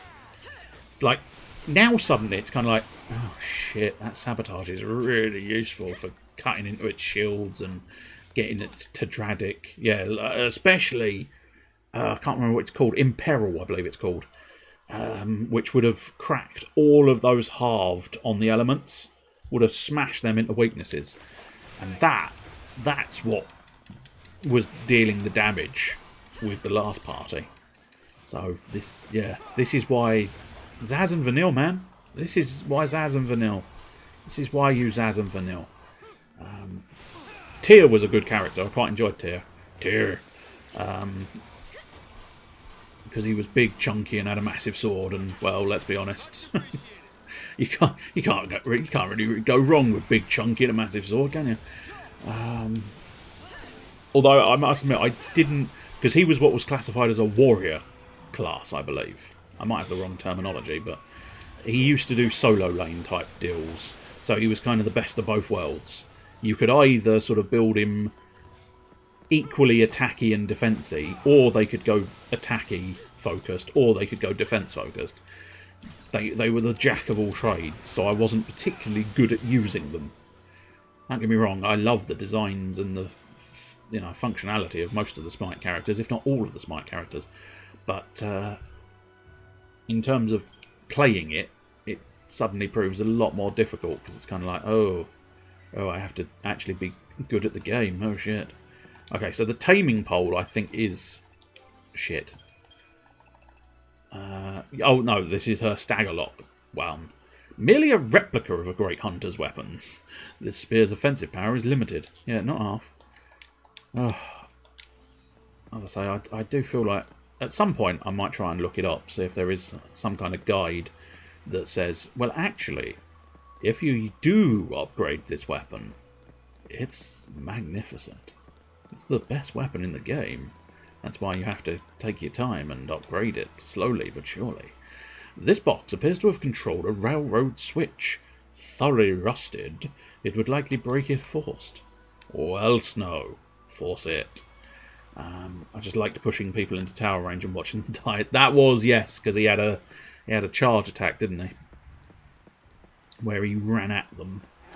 I think he dragged the sword behind him, didn't it? It was a bit more like a shoulder barge, wasn't it, I think, if memory serves. But much like you, I haven't played Smite in a long old time.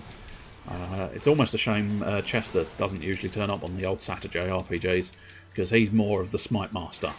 He knows his way around Smite quite substantially, because he still plays it, and I think he watches all the tournaments and stuff.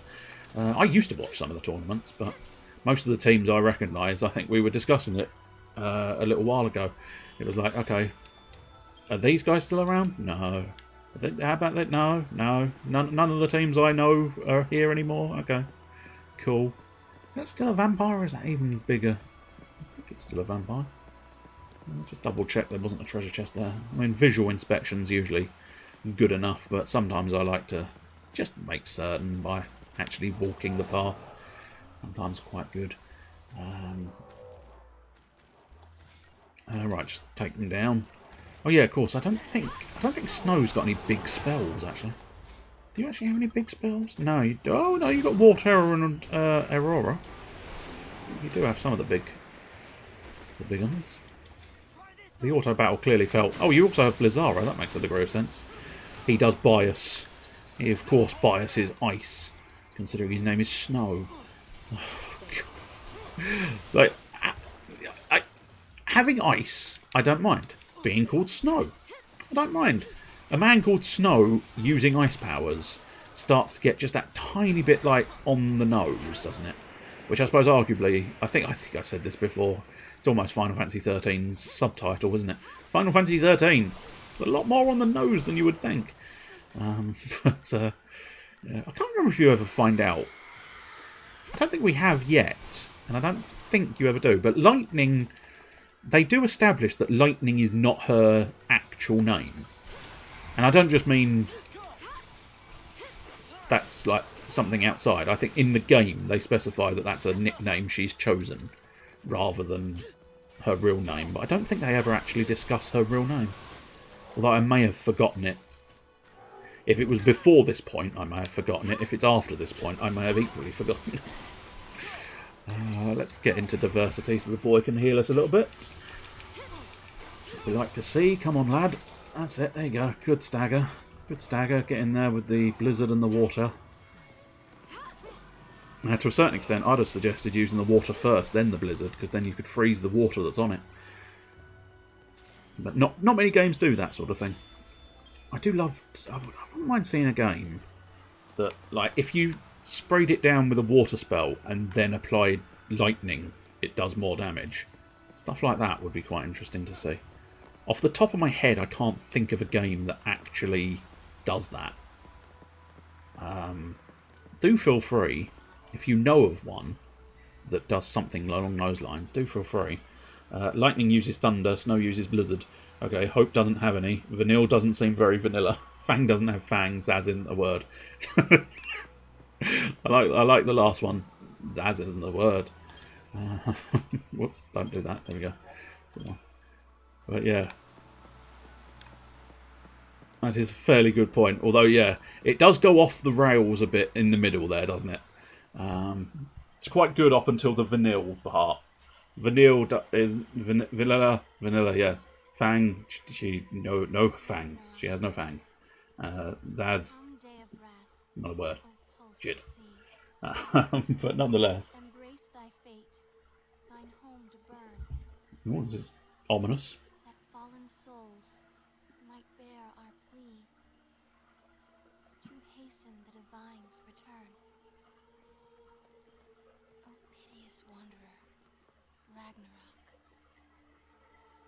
make of this Oh, it is. Okay, it's Sarah that's supposed to be saying it.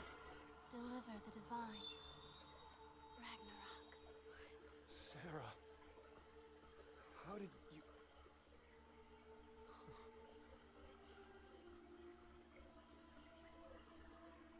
I was waiting for you to open your eyes.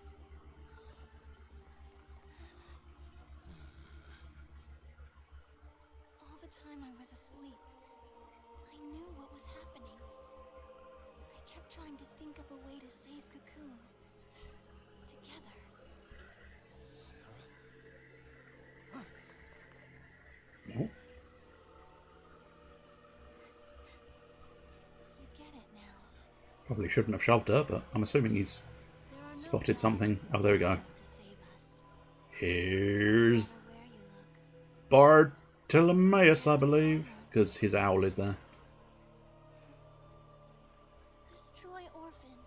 We'll save the world. Stop it! Yeah, I think You can't do that. Snow saw through it quite early doors, but he did hug her. You do, don't you, Claire? Ah!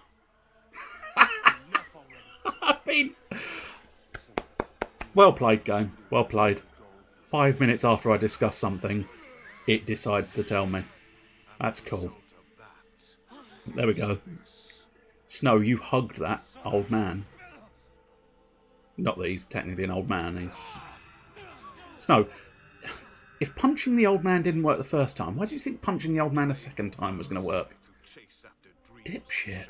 I mean, I like you, but sometimes even I can't defend your actions, mate. Faces the end of days with no hope of salvation. I didn't think Fal'Cie had the means. Oh, it won't be Fal'Cie who destroy her. For centuries now, Cocoon has provided generously for its human inhabitants every want and need. Coddled them, one might even say. The result being their deep-seated fear and hatred of change and all things alien. Fed, nurtured, and ready to detonate at the slightest spark. The seeds of destruction take root, even now. What did you do to Cocoon? I resigned, appointing Reigns as Primarch in my stead. Reigns? He's alive? The puppet is restrung to serve my needs, yes. Its eyes had long since turned to glass. Of course, the cavalry's eyes will see our friend as nothing more than a traitor to their cause. They'll say the Fal'Cie got to him too, or some such drivel. And imagine, when I spread word that it's Orphan tugging at his strings, what happens next? You're gonna use the cavalry to take the thing out? Perhaps. Or perhaps I'll feign the howling of Pulsian wolves and let the fear-addled sheep slaughter themselves first. Either way, the end is at hand. I'm not sure who the voice actor is. I feel like I recognise the voice. But I tell you what, I mean, he does a bloody good evil monologue, doesn't he?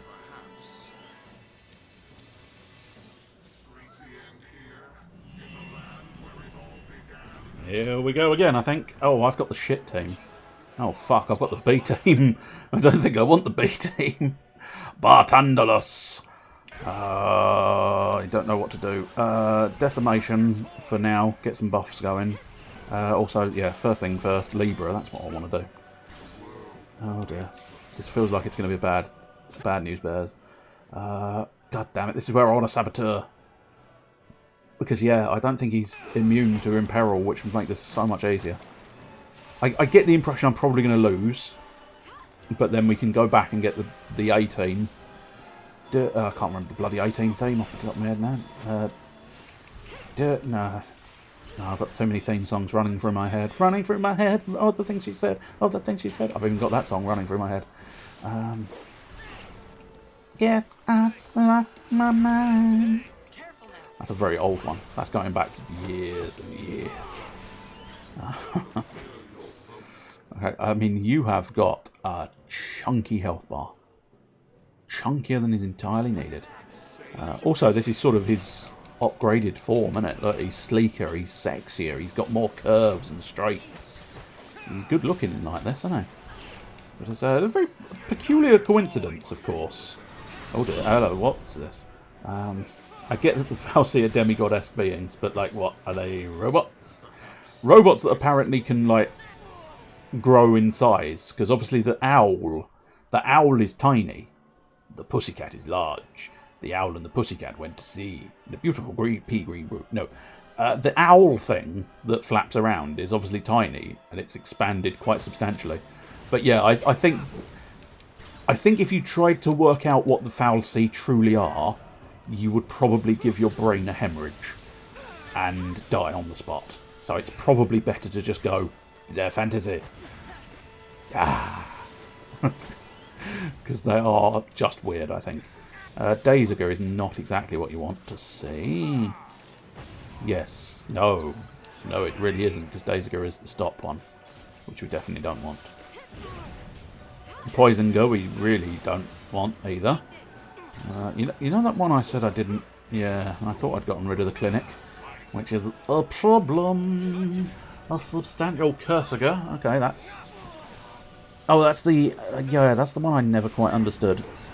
I'm sure deep down I know that it's something nasty that I don't want to have happen, but it's also just one of those ones where it's like...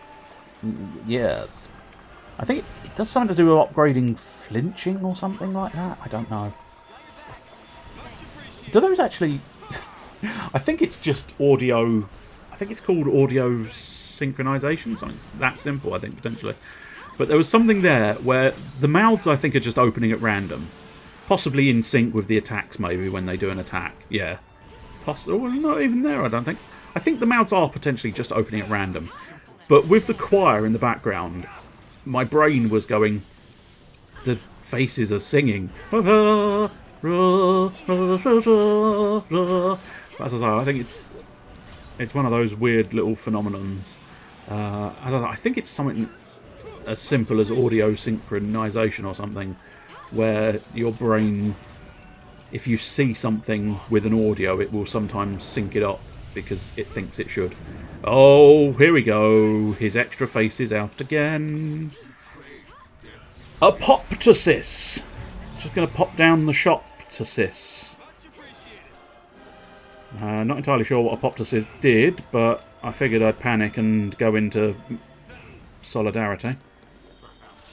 Cursiger, that's not of any real significance. I think what we'll do is decimation to get some buffs on again. Flinch when hit more often. Yeah. Now see, I've read those words, and I understand every single one of the words individually. But I still find I don't 100% know what it does in a game term, because I don't know. I suppose you're more susceptible to being interrupted in your flow of attacks, I'm guessing, is the idea. Whereas if you have faith, not faith, no, not bravery, vigilance is the one. If you have the vigilance one, you're less likely to get interrupted, which means you can carry on your flowing of attacks. Oh, Thanatosian laughter. That could kill me right now, because I wasn't expecting Thanatosian laughter to come at me. I think maybe solidarity, because that way, hopefully, anything else that crumbs my way while Hope is trying to heal will head on to Snow. We'll just get straight into the Medigard there, try and... Because as much as I said this was the B team, and I suspect this might end in a game over, I am going to sort of try and win. I'm not just going to sort of roll over and let him stomp me. But as I say, I think it's going to be... I think it's going to be possibly in the realms of slightly too troublesome for this group. Mostly because Hope simply doesn't have what I need, which is haste buff, essentially. That's the key thing I kind of feel like I need at this point. I would like to be hasted, please. And unfortunately the boy doesn't know haste. He doesn't understand how to speed things up. Oh, this is alarming. Everybody stopped. I feel like I should probably address that, but it's such a... I don't know. Stop feels like such a sort of meh status ailment in this one. Because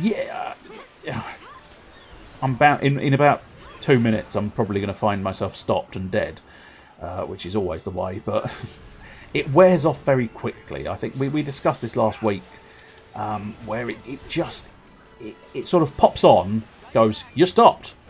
Oh, I'm off now. So it's so quick. It just doesn't feel like it's worthwhile addressing that much. Haste is probably one of the best buffs in any FF game. Yes. That's why I used Zaz when I was given the option. Yes, exactly. You're understanding my thoughts about the synergist role entirely there. Thanatosian Laughter. Okay, we'll get... I mean, we probably can't actually stop the Thanatosian Laughter. Come on, I was trying to be clever, so it's broke the challenge.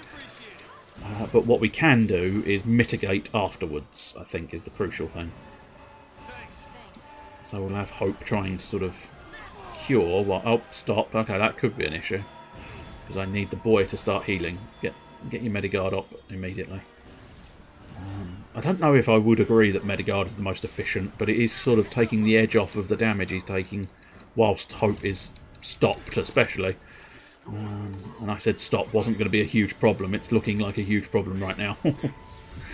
Oh, he's apoptosing. I'm not entirely sure what apoptosing is doing for him. It seems to be a big shiny on his big body, and it does a tiny amount of damage to me. I don't know whether it was removing my buffs. If it was, that is an issue, because I do want those buffs. In fact, so much so that I want you to get back on the buff train, Hope. I want you to get on the buff train, buff train. Everybody's in the buff on the buff train, buff train. I think we're going to need some more diversity. This is where I really would love to have the double medic one, because that would just allow me to get right back up onto the full health. Max health quite quickly is the key thing. But unfortunately this is not... No, bloody stop. I thought you... Didn't you just say stop was a bit of a meh one? Yeah. It's an inconvenience still. When you're trying to hit something and it just goes, no, just whoa, okay.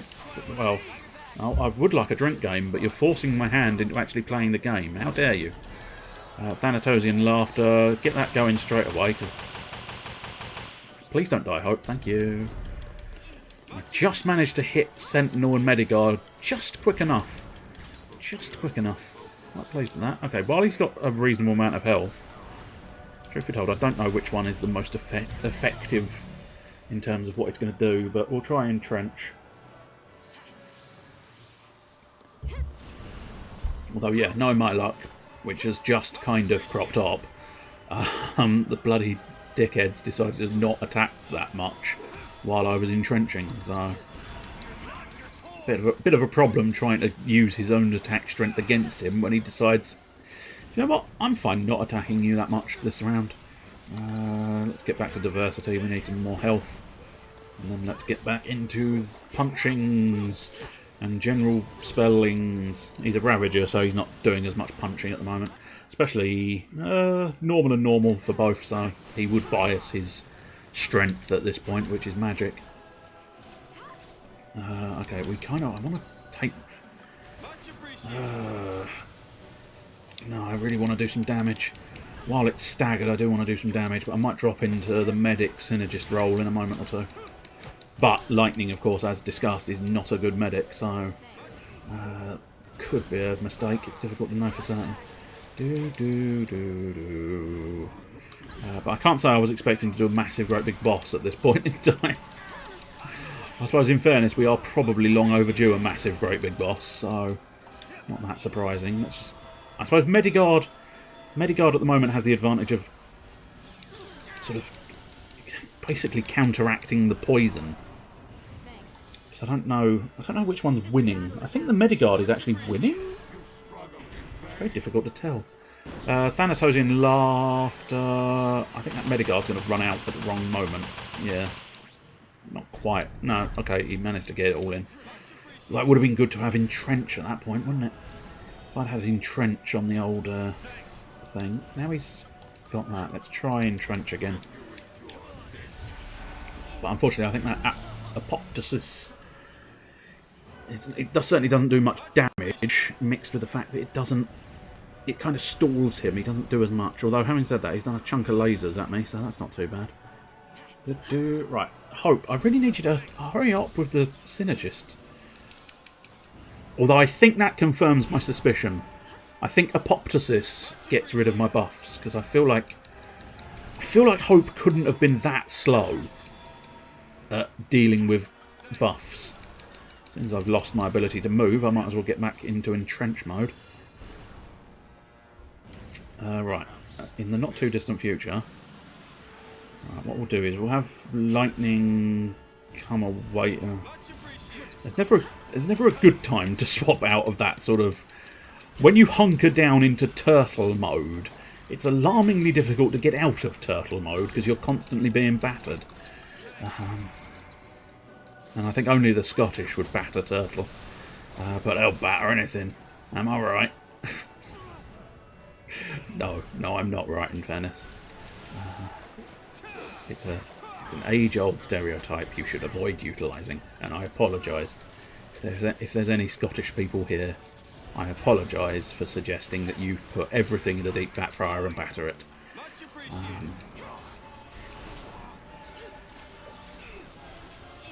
Come on. I kind of... it's going to be a nuisance if I do lose now, because we are over the halfway point. Thanatosian Laughter, let's get back into... can we get the challenge off? No, we certainly cannot. There we go, now the challenge is off. Now we get the Mediguard going, although we don't really need Mediguard at this exact moment in time, I don't think.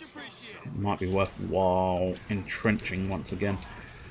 I think Entrench is better than Vendetta, but I don't know for certain. So I'm biasing Entrench, because I think fundamentally they do roughly the same thing, if memory serves. But the unfortunate truth is memory isn't very good. So, also, you know, Sentences isn't very good either. But I'm not... not a lot of the moves in this game are necessarily a direct upgrade. They're usually like an adjacency idea. That's why you still see the boy using Cure, despite the fact that he's got Cura. Because it's like different moves have benefits in different situations. That's how this game generally rocks. So I don't necessarily think Entrench is just an improvement over Vendetta. In a sort of...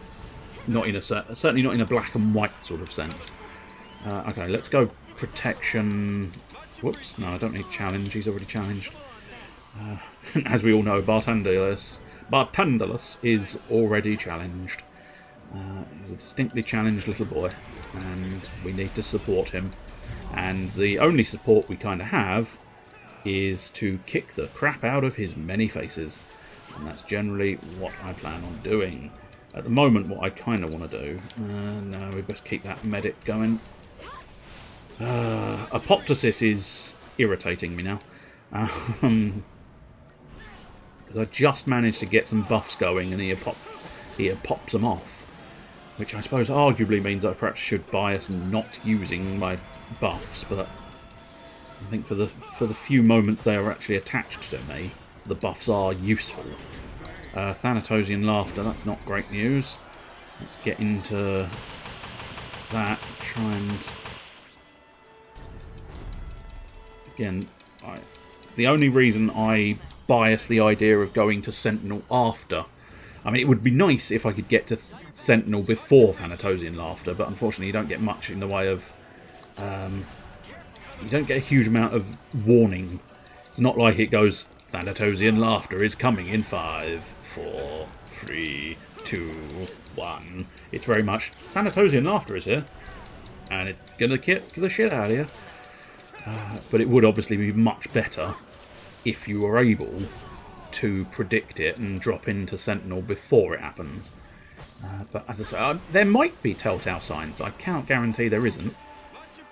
I'm too busy looking at my health bars and looking at what I'm doing. Right, since he's assisted. What we'll try and do is we'll try and build some buffs now, immediately. So that's kind of like go, go, go. It's not, go, go, go, Hope. Go, go, go. Come on, buddy. Veil is such a shit one to start with. Or at least, well, I say that. It's probably not, but... Oh, that is the wrong one. Okay, that's fine. A little bit of a waste of time there, but nonetheless... Still try and get a little... Oh, hello. What's this? What's this? What's this? I think it just... I think it was just the machine having a bit of a heart attack about doing this whole affair. I thought there was something special happening. I thought it was loading in something new, but I don't think it did after all. Yeah, this is why Zaz is superior, because he has haste. He will haste everybody first, and then he'll worry about everything else. Which is, don't get me wrong. Once Hope does get his hands on haste, which I'm fairly certain he does, you will, he'll bias haste first as well. It's not just literally the boy doesn't do haste first, but I don't fully agree with Veil being the first priority, but still, I would much prefer if he could pop down and do his bravery and faith. That's the ones I would want. But I never quite have time, because I suspect he's going to do the apoptosis, and therefore anything else. Yep, there we go. In fact, he literally... Fuck you, buddy. Fuck you. But it has fully confirmed. I had suspicions previously, but seeing it right then and there, apoptosis removes my buffs, which is a problem. Cursiger is a problem. Okay, staggering him is not a problem. Diversity, unfortunately, we have to start building those health bars back up, otherwise we are going to get screwed. No attacks for Snow, not a problem, because he's magic at the moment. He's a little magic man, he's a little magic man, he's a little magic man, throwing magic in your face. He's a little magic man, he's a little magic man, and he's throwing magic in your face. He's a little magic man, he's a little magic man, he owns a little magic place. He's a little magic man, he's a little magic man, and he throws magic in your face. Just made up a song there. I didn't say it was a good song. I didn't say it was a good song. Oh, again, I don't know why. Because it's weird, that doesn't feel like the usual... doesn't feel like the usual stuttering.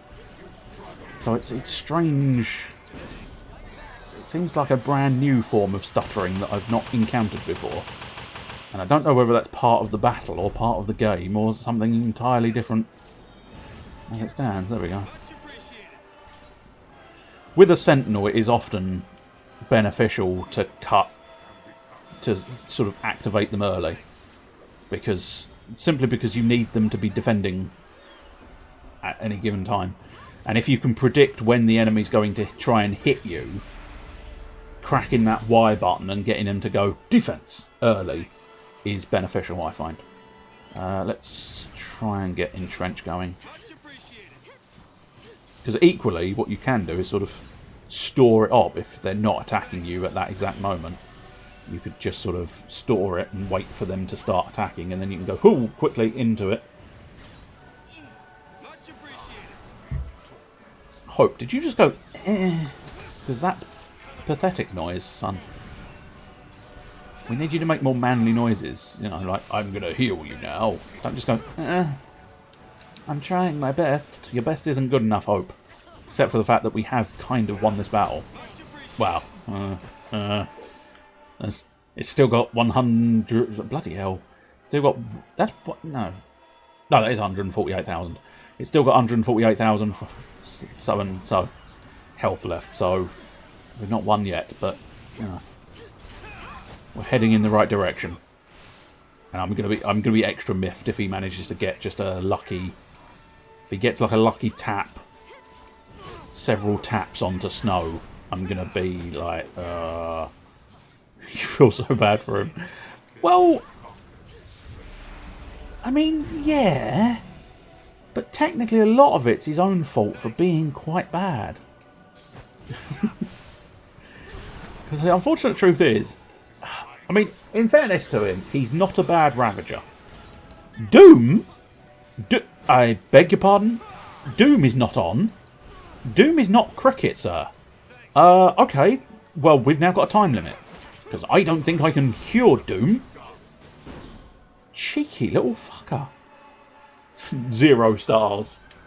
God, they expected you to do that in half the time it took me to do it. That's one of those things where you get it slapped in your face and it's alarming. Because it's like, I don't feel like I could have done it quicker.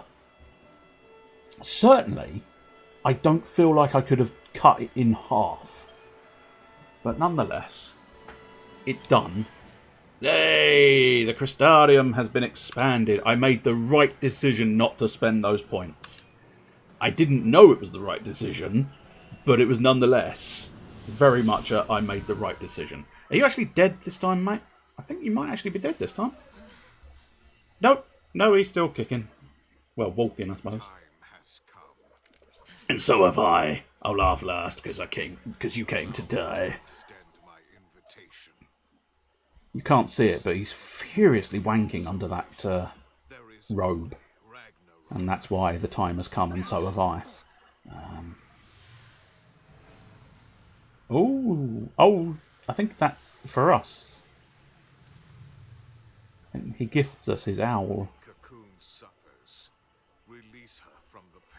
Because he's a weird one.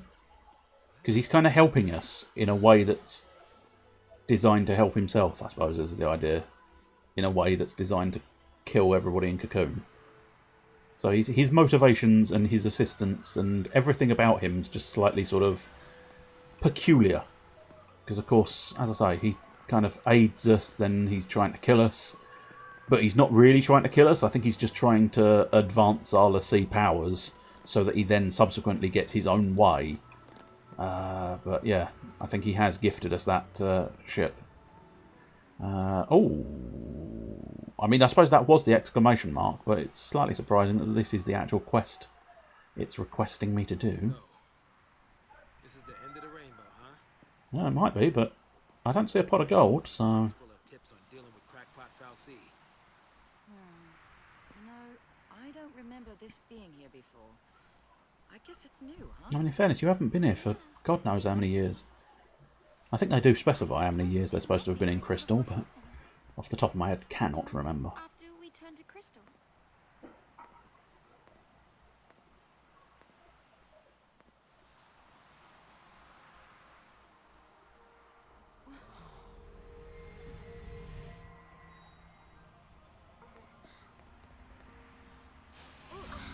Ooh, shiny. Ooh. I don't know what that is.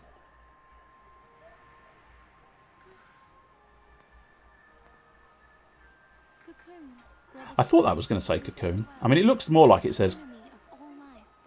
I mean, originally it looked like it said Cocook, but then it started looking a bit more closer to Coconut. Chose Lassie and gave them a focus. Become Ragnarok and bring about the end of Cocoon. What if I don't want to?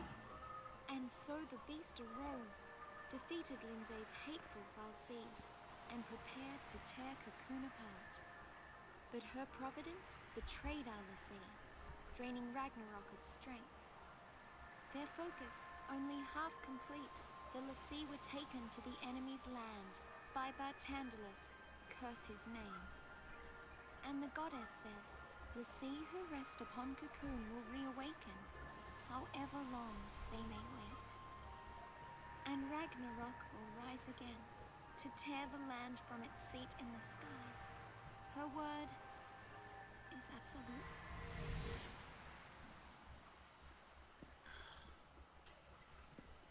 Don't worry, Zaz, we don't deal in absolutes in this game.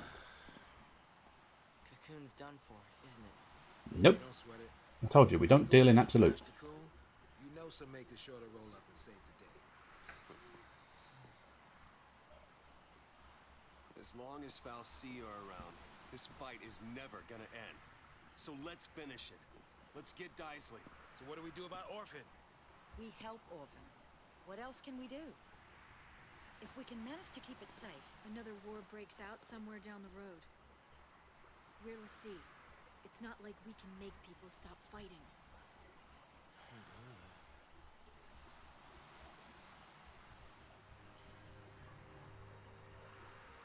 Lightning, you told me on Cocoon. Several things she shouldn't have, but Can or can't. We just do okay, it. that one was one of the good ones, That's in our only fairness. choice this time. Maybe it won't do much. Maybe only one person will listen to us. But even then, isn't trying better than doing nothing?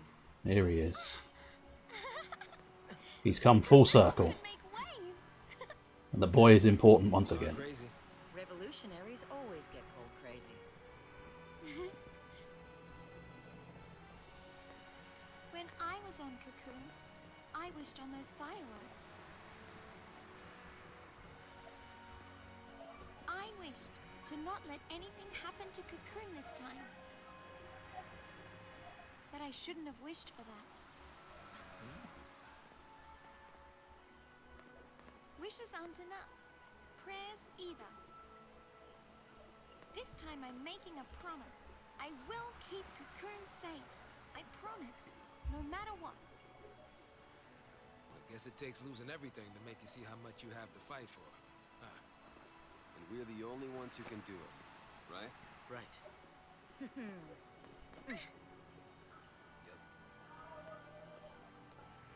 All right then. Let's tie up loose ends. Okay. Right. Yeah.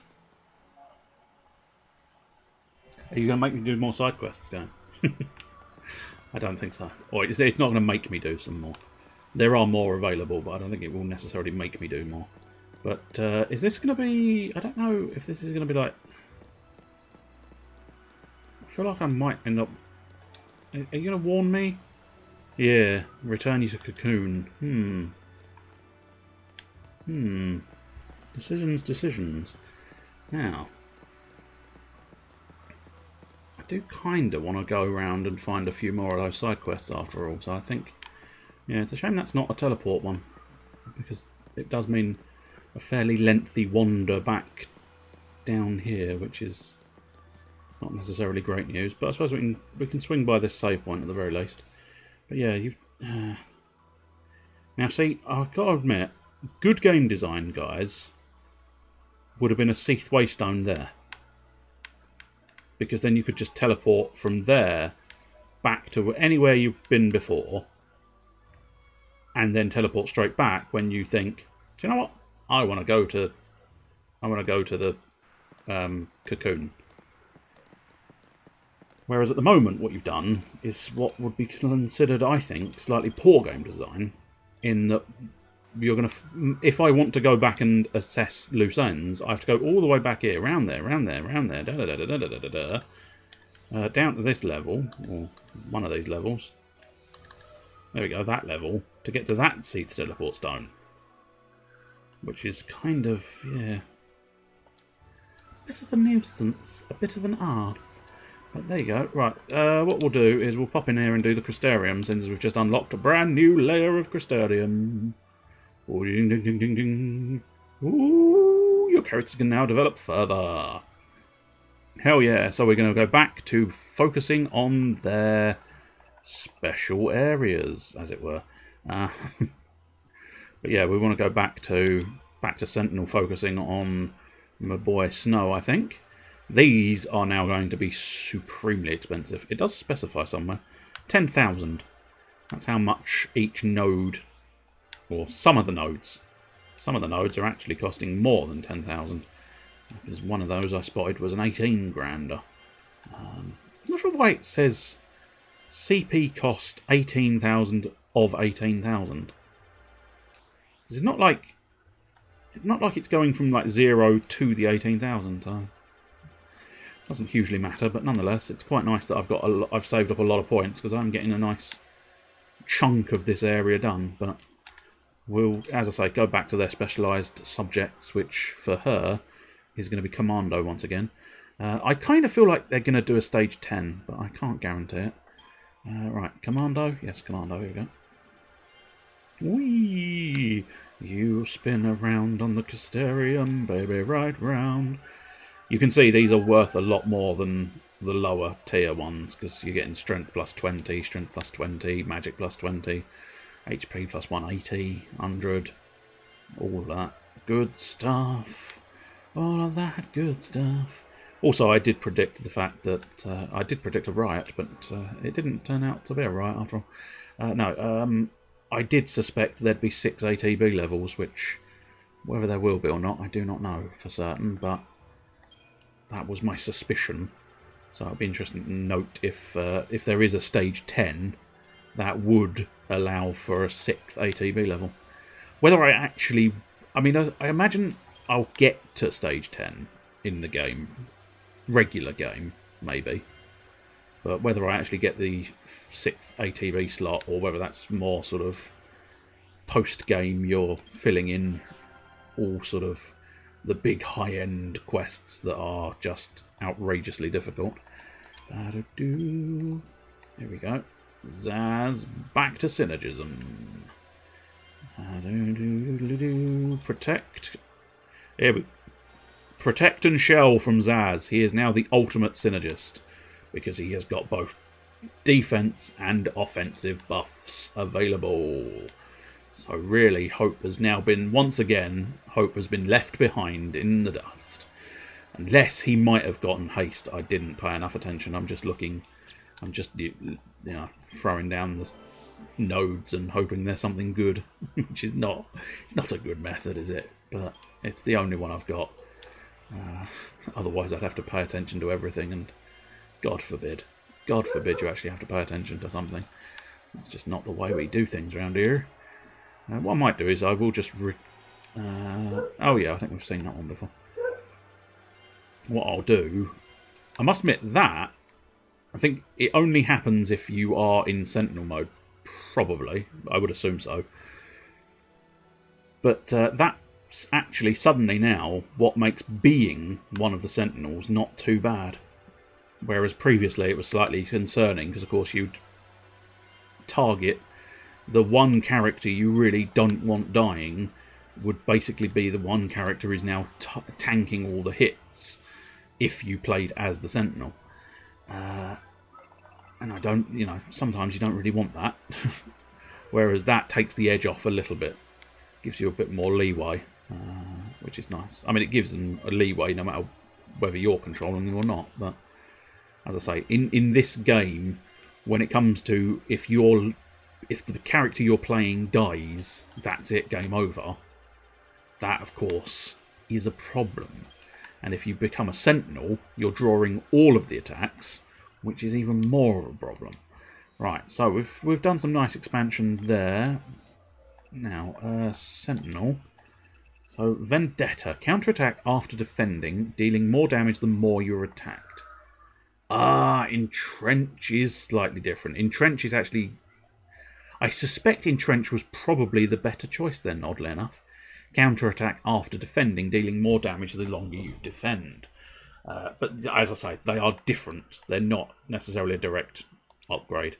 I couldn't for the life of me remember what Entrench does, and I don't necessarily know of a way you can get that information in the middle of battles.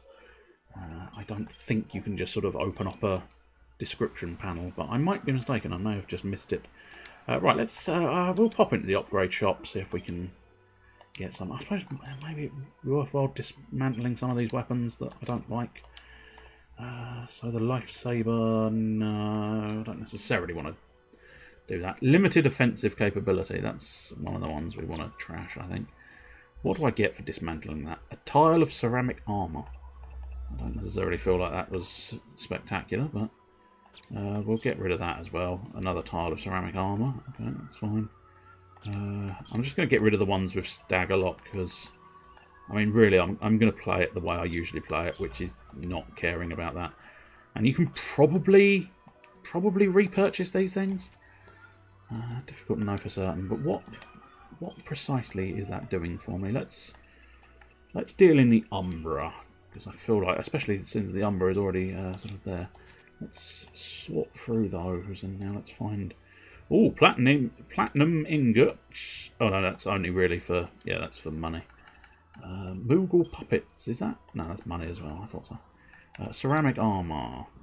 I mean, truth be told, it's a bit meh, if I'm going to be perfectly, brutally honest.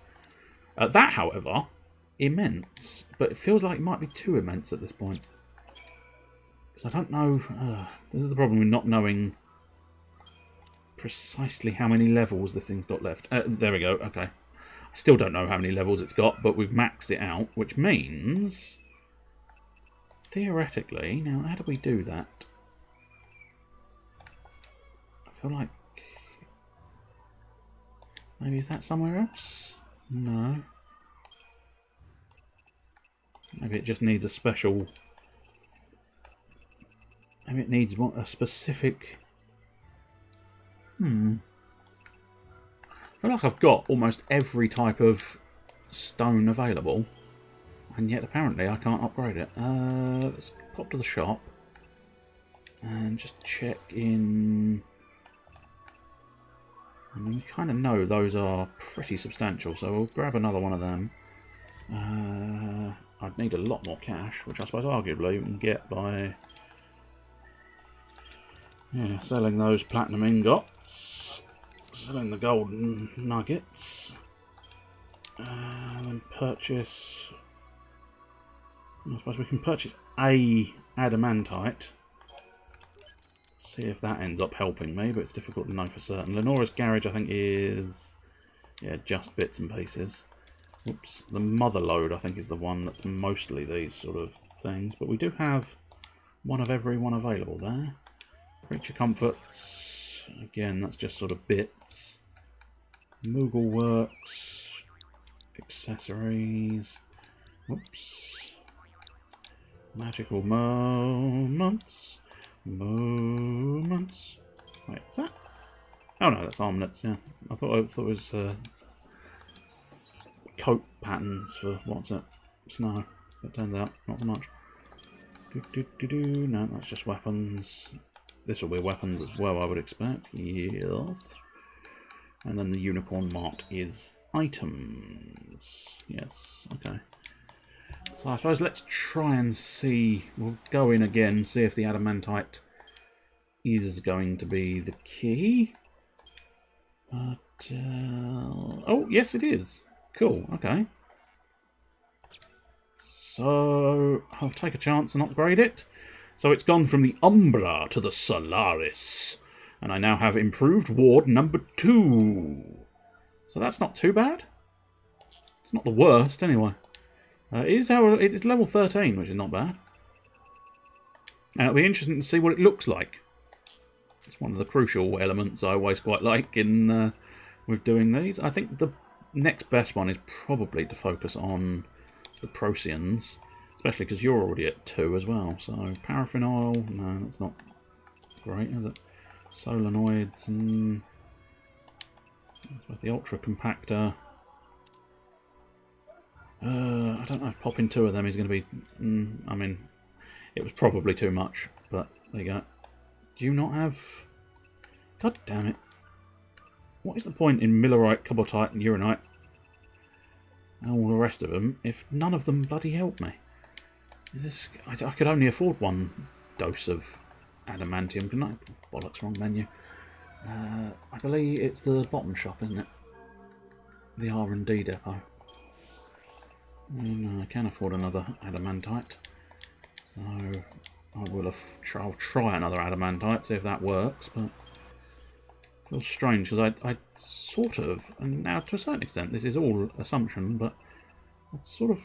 Oh no, adamantite is not what you can do with the Procyon, so I do not have the mineral required to upgrade the Procyon, so Procyons are a little bit of a waste of space at that point, but never mind. Gladius, yeah, we'll pop some stuff in the Gladius. We might as well. A begrimed claw, gargantuan doodad, bunch of bones. There we go. That's what I was looking for to get the stuff up to double. That should do a nice... Oh, that was a nice chunk of change. Do we have... Yes, Uranite.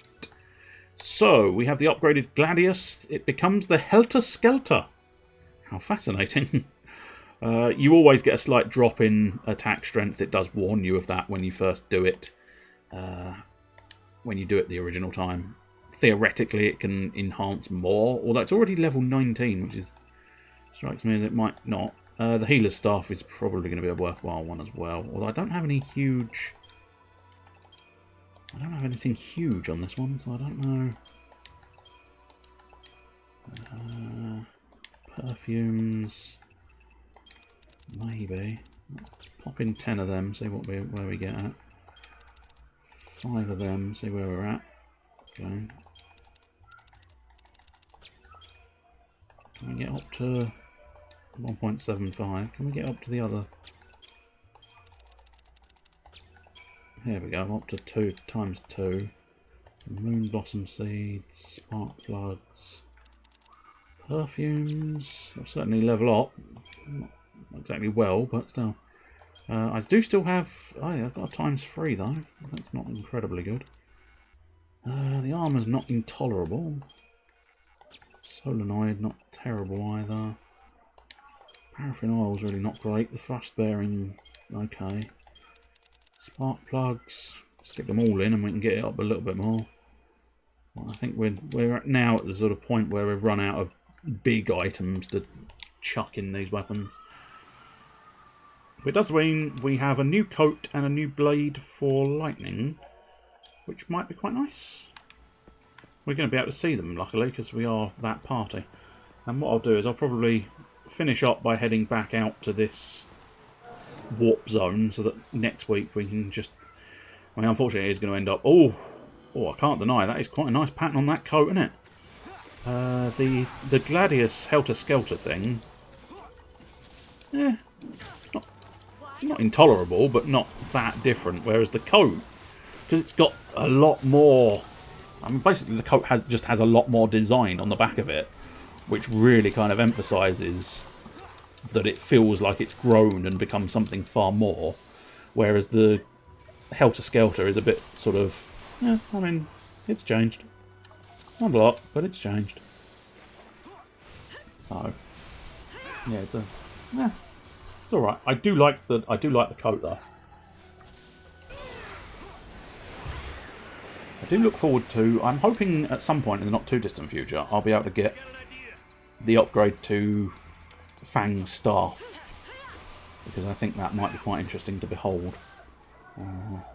Because she's been basically rocking that one staff for the entire game. It'll be quite nice to see a little bit more interesting bits and bobs from her. Yes, everybody's going to follow along. Oh, that's the other thing I wanted to double check. Whether or not Hope did get haste or not. I'm not convinced, because I think if I'd seen haste, as limited attention as I pay to these things, if I'd spotted haste, I think it would have stuck in the mind. No problem. No, I mean, it really isn't. We're vastly stronger than these guys nowadays. And I realise it's like... you say that, but weren't they causing trouble earlier on? Yeah, but I didn't upgrade the Crystarium earlier on. I have now upgraded my Crystarium. Synergist. Oh, he does have haste now. Good lad. Oh well, now he's quids in for perfectly acceptable Synergist, which allows me to change him out more often, I think. No, it's a hole in the bridge. I thought there was the swirl of a treasure chest. I was going to try and track it down somehow, but it would have been a troublesome one, I think. I'll tell you one thing we can probably head towards. There was that red field, the red barrier, that required a L'Cie challenge side quest. We might be in a good position to actually sort of deal with that this time round. I think it was up in the 30s, but we obviously have now done a high volume sort of... that's the wrong button. Of course it is. It's always the wrong button. Mission list. So I wouldn't mind trying to find 18 and 19. So it might be worthwhile if I look those up. It might be worthwhile getting those tracked down. And then yeah, it was mission 30 was the red barrier. And I've just recently been doing 28. So I should hopefully be able to track down 29 and 30. And then if we can explore the red barrier, that might lead to something interesting or different. and maybe get through sort of... I'm wondering if maybe we can get through 30 to 40. Missions 30 through 40, perhaps. I don't know. It's difficult to know precisely how high the levels and stats and stuff will spike when you get past mission 30 and onward. It might not be practical to do it, but you know, it's a good plan until the plan falls through. And at that point, when the plan's fallen through, we can... Whoops, didn't mean to push that button. We can change it up and adjust our stratagems. What is a stratagem? It's like a stratagem, but slightly more slurred. I must admit, this guy's proving troublesome. I suppose, again, lack of a saboteur. That's the key issue we've got here. I think it would have been rather beneficial if, while I was adding extra rolls, maybe lightning into saboteur. Unless I did put lightning into saboteur, but I'm fairly certain I didn't. I can double check that, but it's not. I can't deny it's not a hugely important fact to know or not know. These guys are just irritating because of their whole shield. They're quite just they're just slow progress because they've got the shield and stuff. They just, I suppose, arguably, it's one of those battles where perhaps you need to figure out cleverness. Although, having said that, I think the only real clever thing you could do with this is sabotage. And the fact that I don't have a saboteur means I can't sabotage. So it's, I can appreciate and understand the cleverness you can apply to this monster. I just can't do it because I don't have the resources at hand. That's where maybe Fang Lightning Hope could be a good combination, in fairness, because Fang could take care of the sabotage whilst the others take care of the other roles required. Because Lightning makes a, in my situation at least, makes a tolerable Ravager. Obviously, you said you'd, Mr. Butternut, you'd biased her towards it, which makes her even more suited to it. I imagine maybe, have you, what weapon? I don't suppose you know off the top of your head, but do you know what weapon you've got Lightning rocking? Is she still biasing attack strength with her weapon, or have you found a weapon that biases magic? Because obviously the Gladius, which is now the Helter Skelter, of course, the Helter Skelter is distinctly, it's a commando's weapon, because it chucked a shitload of attack on. Or at least the Gladius, back when I equipped it, chucked a shitload of attack on it, and it still does. Which is why I chose it. A very good one for my purposes, which is kill things quickly with great offensive language. I don't know. With greater plums. If you spot anything with greater plums than you attack it until it's dead. Do do do do do do do. Yeah. I'm assuming it's just because it's a different area, but there seems a bit of severe lack of battle music in this one.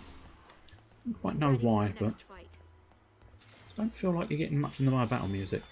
The other thing missing from this one, and I don't know, I don't think it's ever anywhere. I don't think they've got victory music in this one.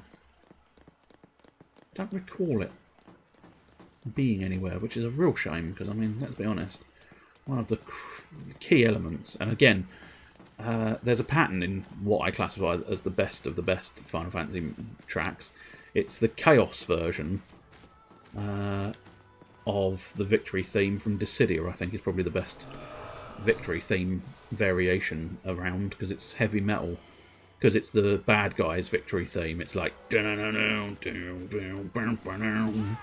nice and low and nice and heavy. And that, much like the Crazy Chocobo theme, is metal as fuck, which is very nice. And there is a pattern there. I like it. I like it when Final Fantasy songs get rocked down to Metalville. We shall just kill these guys. I don't think they're going to be too troublesome. My strength is such that they shouldn't put up too much of a fight.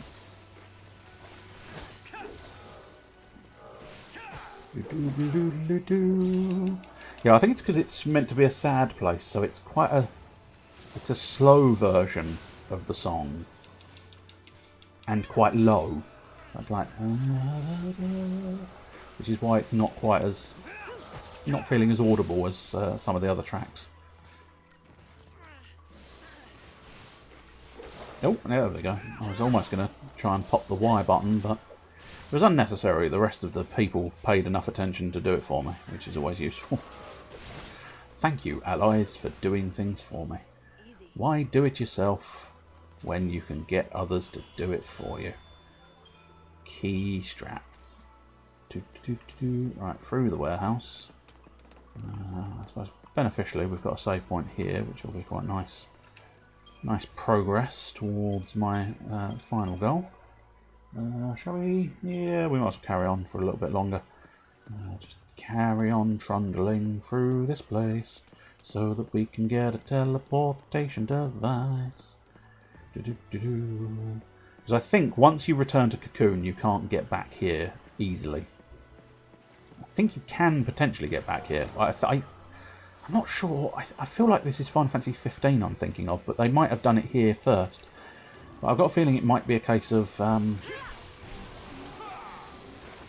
if you want to go, you can complete the game and then come back to Grand Pulse. But I don't think you're technically coming back to Grand Pulse. I think you're sort of, in terms of storyline, you're going back to this sort of period of time maybe. But as I say, I know 15 did that.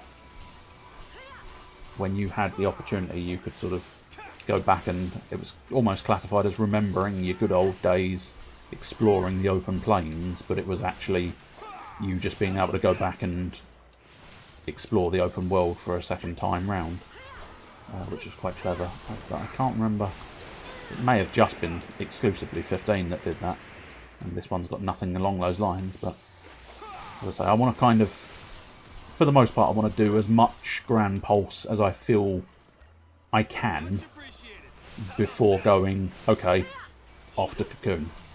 Which is why we're going backwards. I know it's a little bit boring, perhaps, but, you know. Sometimes you just have to go with the boring bits. I don't mind. I like the game. So, you know. Whiles away an afternoon, doesn't it? Chips a few more hours off until death.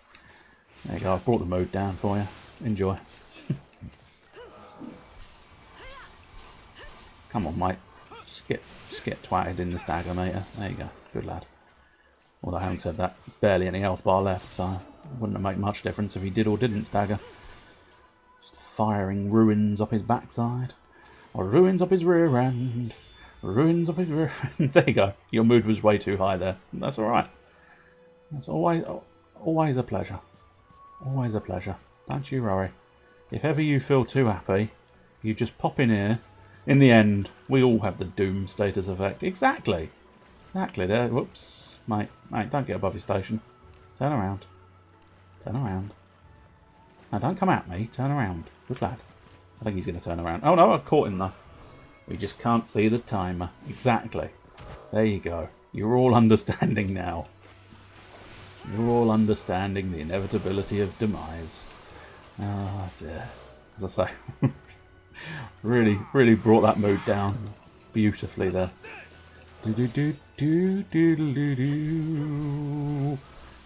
Come on, keep on pounding away. That's it. There we go. Pow, pow, pow, pow, pow, pow, pow, pow. There we go. It is taking less time, I think. And can you imagine how much less time it would take if I'd actually started using saboteurs again? That would be vastly superior. Right, that's indifferent. Wait, am I? Oh no, it is sort of the same, roughly the same area a second time round. I could try and skip these battles, but to be honest, at this point they are still reasonably good CP. Granted, you have to do a lot of them to get a reasonably good amount of CP, but they are still decent CP. And with that decent CP, you kind of find yourself, you know, I'm going to be higher grade, I think, fairly certain I'm going to end up being higher grade than the game expects or requires you to be when I start facing off some of these bosses, which will give me a little bit more of a sort of... gives you a little bit more leeway and a little bit more cushion for when the monsters and the game decides to go, oh, it's death time for you now. It's death time. So it's quite useful. Oh, you little shit. I think his arm friend saw me. Which of course means one of them. It's almost a shame because it would be nice if you could have like an independent back attack scenario in this. Because some of them you can easily creep up on, but then his mate is looking at you, creeping up on him. Which you can understand with like human characters, because human characters, if his mate's looking at you creeping up on him, he's got two choices really, isn't he? He can either be a dick and just let you creep up on him and go in, I never liked that bloke anyway, so go on, have at him. Or he can go, watch out, there's people creeping on you.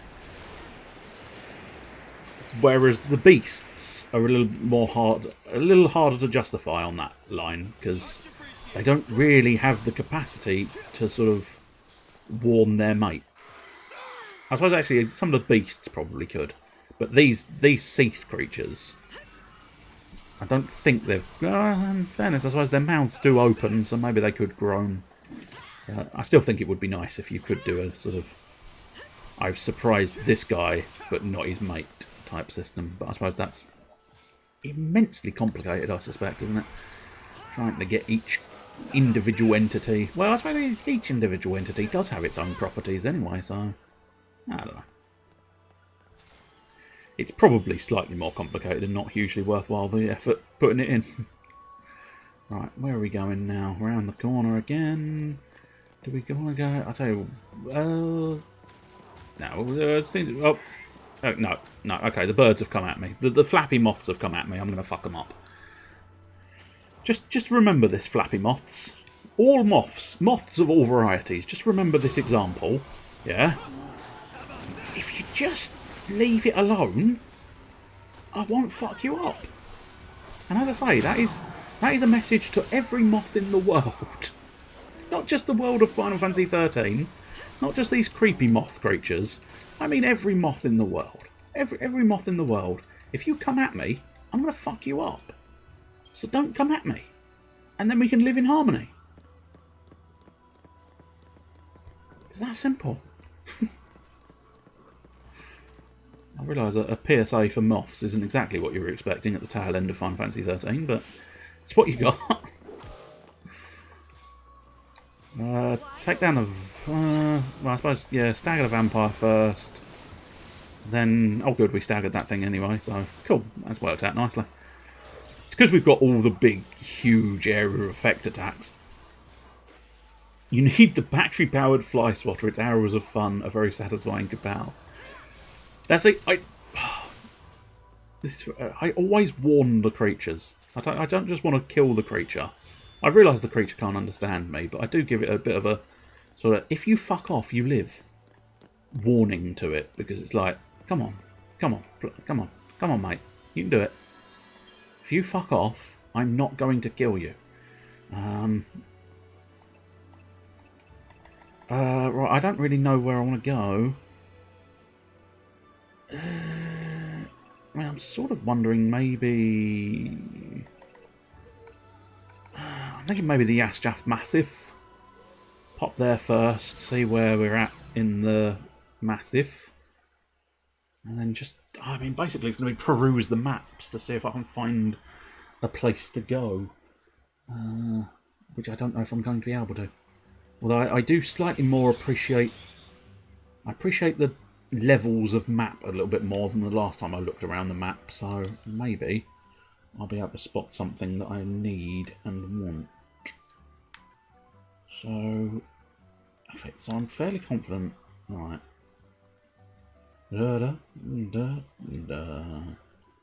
Is that? No. Okay, so previous level.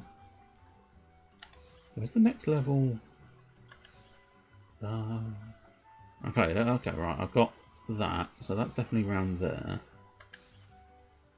So what is... Oh, that's a whole new area. Okay, that's fine. So what's over there? Interesting. I feel like I must have gone over there, surely, because there's a save point. And the treasure chests were taken care of.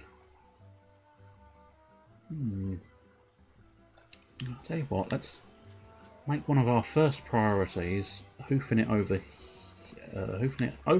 here to the save point, so that we've definitely got a save in. It's like a handheld bug zapper, lethal. Yes, I imagine so. Whoops, no, not a new one. Over to that one, please, thank you. The Subadarian Heights. Now, is this the path I was wanting to take? Still not. I'm not convinced that's an area I haven't been to, but it doesn't appear to have the map available. These guys are going to just get wrecked. I mean, it's been a long time since we've faced off against Triffids. I think they're going to be just absolutely wrecked. Although, held out slightly longer than I was expecting, but not by much. Just decimated the Triffids. Oh, look at that. We sent those Triffids to hell. Diabolic Tau, thank you very much. I didn't really need your tail, but I will take it and I will enjoy it. Just double check. Yeah, there seems to be two of them. It does look like, again, that looks like it's not map. It doesn't look like it's not like it's some kind of perimeter based thing where the map fades away because of your location, I don't think. Although it might be. So I do feel like maybe I'm about to stumble upon a proper dead end that I've never actually been down. I suppose it's because it might be because I've not done full exploration.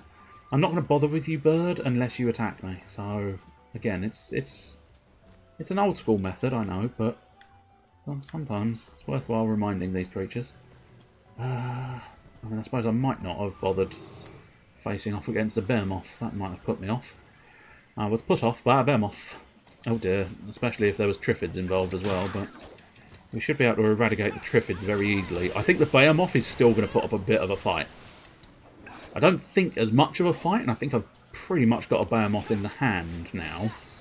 But nonetheless, the behemoth for a long old time is going to put up competition to you, which is, to a certain extent, a bloody nuisance. Because I do feel like, considering the sheer volume of stats I've buffed over this portion of upgrading Microsterium, you really would think, bloody hell's bells, you think I would be able to master a behemoth by now, but no, I think they're still a troublesome little truck. Okay, he's going for Frost and Aqua Strikes. Interesting. I'm not sure. Oh, he's been defaithed. He no longer has faith in the world. Oh, there we go. His faith has been restored. Well, I suppose it's his faith has been balanced, I suppose, is the key thing. Oh, we're already in diversity. We don't need to worry about that. Might be worthwhile getting some decimation going. Get some synergy in your house now. Oh, yes. Get the hastes on. That's it, kid. Get me my Hastings. Normal levels of faith, exactly. He's got a degree of, like, open-mindedness to it, but ultimately he's not sure. He's not, like, a proper believer, but, you know, he's kind of okay. Lightning, however, fully... Oh, no, now he's got faith. He's seen the light. He's seen the light. He's seen the Lord in a piece of toast and has decided, no, this is definitely the path for me. I definitely feel that faith... Oh, here we go. There we go. This is the problem with bloody behemoths. They will just suddenly go, and I'm standing on my feet now, and that makes me stronger. Dickheads. In fairness, they're not dickheads anymore because they pull the dick straight out of their brain, and it turns into a circular saw. You do wonder precisely how that works. As I say, I might at some point. I really should, and I say this a lot that I should do these things, and I never do. But I really wouldn't mind seeing that transformation in slow motion, because basically the hilt of that circular saw blade thing they've got, the hilt originates as their horn, and or at least I'm fairly certain this is the situation. Okay, lightning's dead. That's good. Fuck off, mate. Fuck off and die.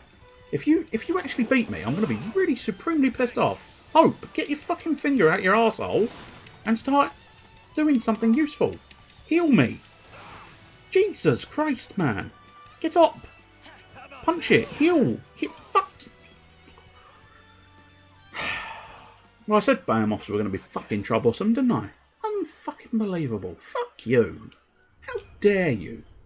How dare you win? You absolute arsehole. And precisely how to deal with that situation. Fuck it. Absolute fuck it. I think really, what we're going to have to do is get a Saboteur in here. Which makes me inclined, not Zaz, sorry. Wrong boy. Maybe Wave and Leaf. I mean, it's a reasonable plan.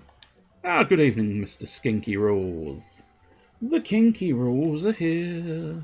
I can't imagine you enjoy being called Kinky Rules, but do you know what? It's what you're getting. Oh, that was immensely dismissive, wasn't it?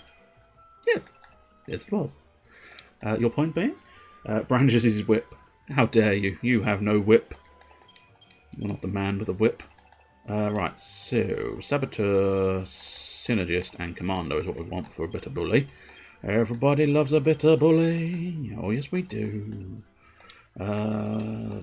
Commando, Ravager, and Synergist, maybe? I don't necessarily like it. Oh, this is my sexy whip. I see. So you are Kinky Rules. You are the ruler of the kinks. King of the kinks. Prince of the perverts. Genuinely, when I said prince, didn't know it was going to become Prince of Perverts.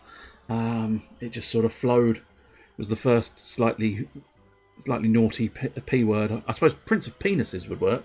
That's a P word that's slightly naughty.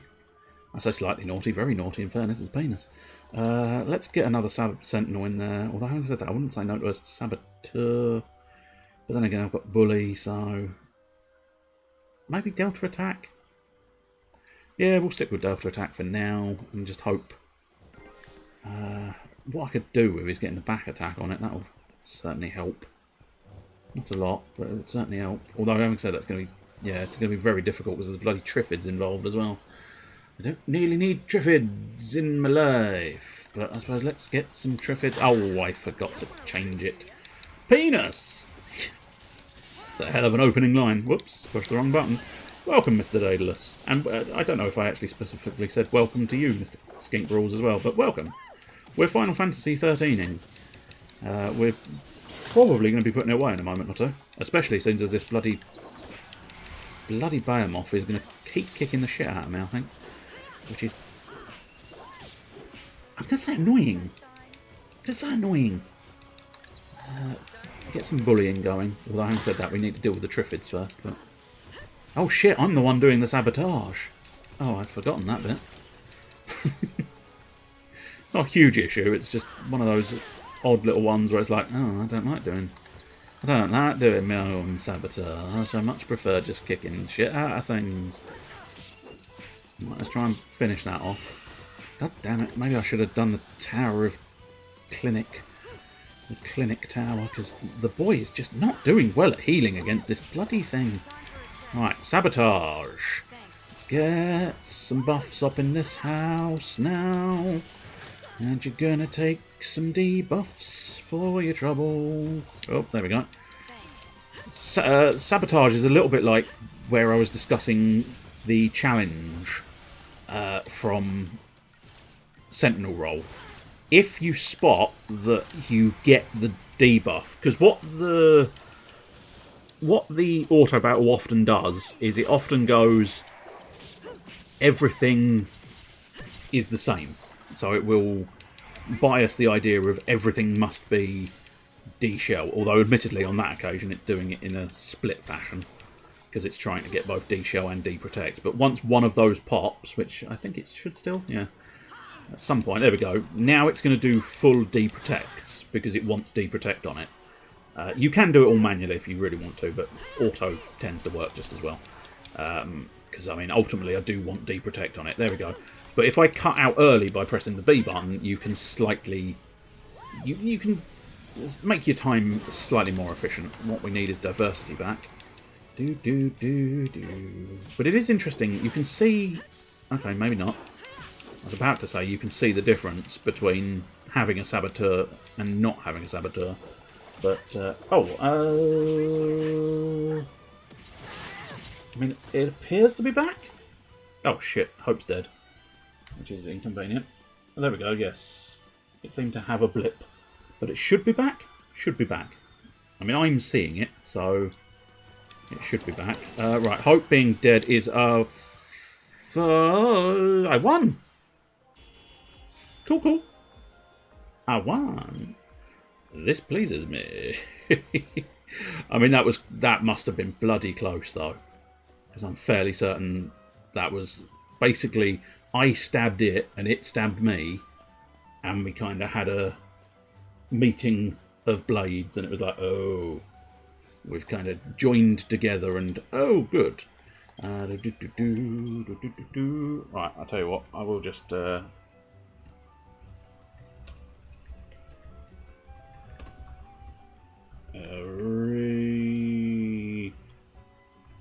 refresh. Can't spell the word refresh. But yeah, according to my side, it is back where I need it to go. Oh, then again, maybe not. No, there we go. Okay.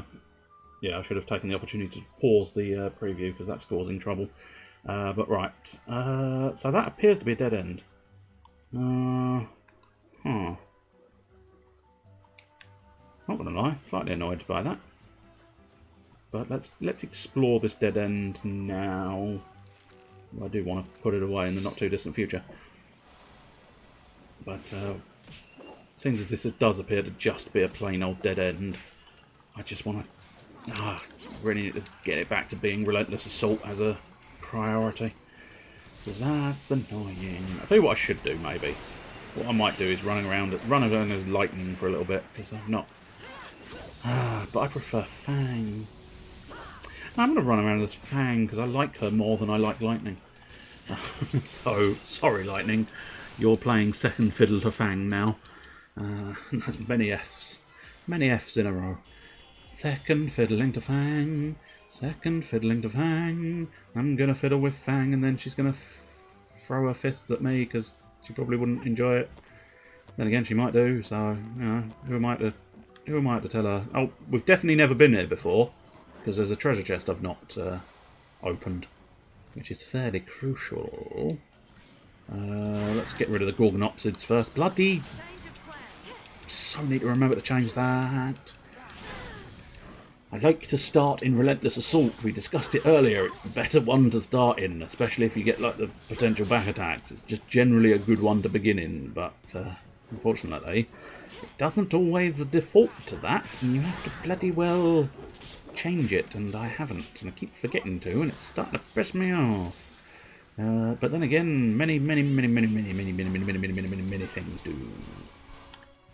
Do we have the information? Yeah, resistant to that.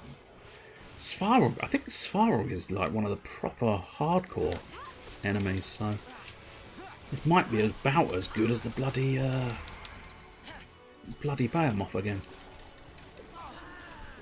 Because I think this was traditionally one of the sub bosses.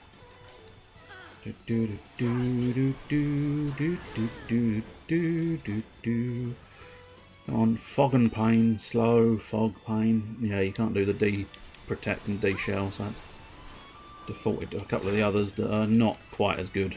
Slow's quite reasonable, but seems to be having trouble. Fog, oh, Fog's actually quite good, because I think that is Fog, which is the it can't attack anymore debuff, which obviously it can't attack anymore is a huge advantage to me. So it pleases me greatly, because I've now just trashed it. absolute 100% ownage. Apart from the fact that I got no stars, so... It felt like complete and total ownage. Statistically, though, you were shit in that battle. Glass orb, useless. Great. Wow. I came all this way for a shitty orb made of glass. It's cool. It's cool. No, I'm really happy that I went out of my way to find a dead end, and what you gave me in the dead end was a hard battle and an orb of glass. Sometimes, Final Fantasy XIII. Sometimes. Right, let's do... We've not got as many points, but we've still got some. And I've said it so many times before, you should probably know it off by heart now. But I like to get it down to a neutral 0 anytime I put it away. So despite the fact that I'm not going to get a huge distance, I mean, it's still a few orbs, so it's not too bad. But yeah, I like to have it as a nice neutral 0 so that when you start up next time, you kind of know you're starting from a blank slate, and then you can play the game for a prolonged period of time, gathering more CP.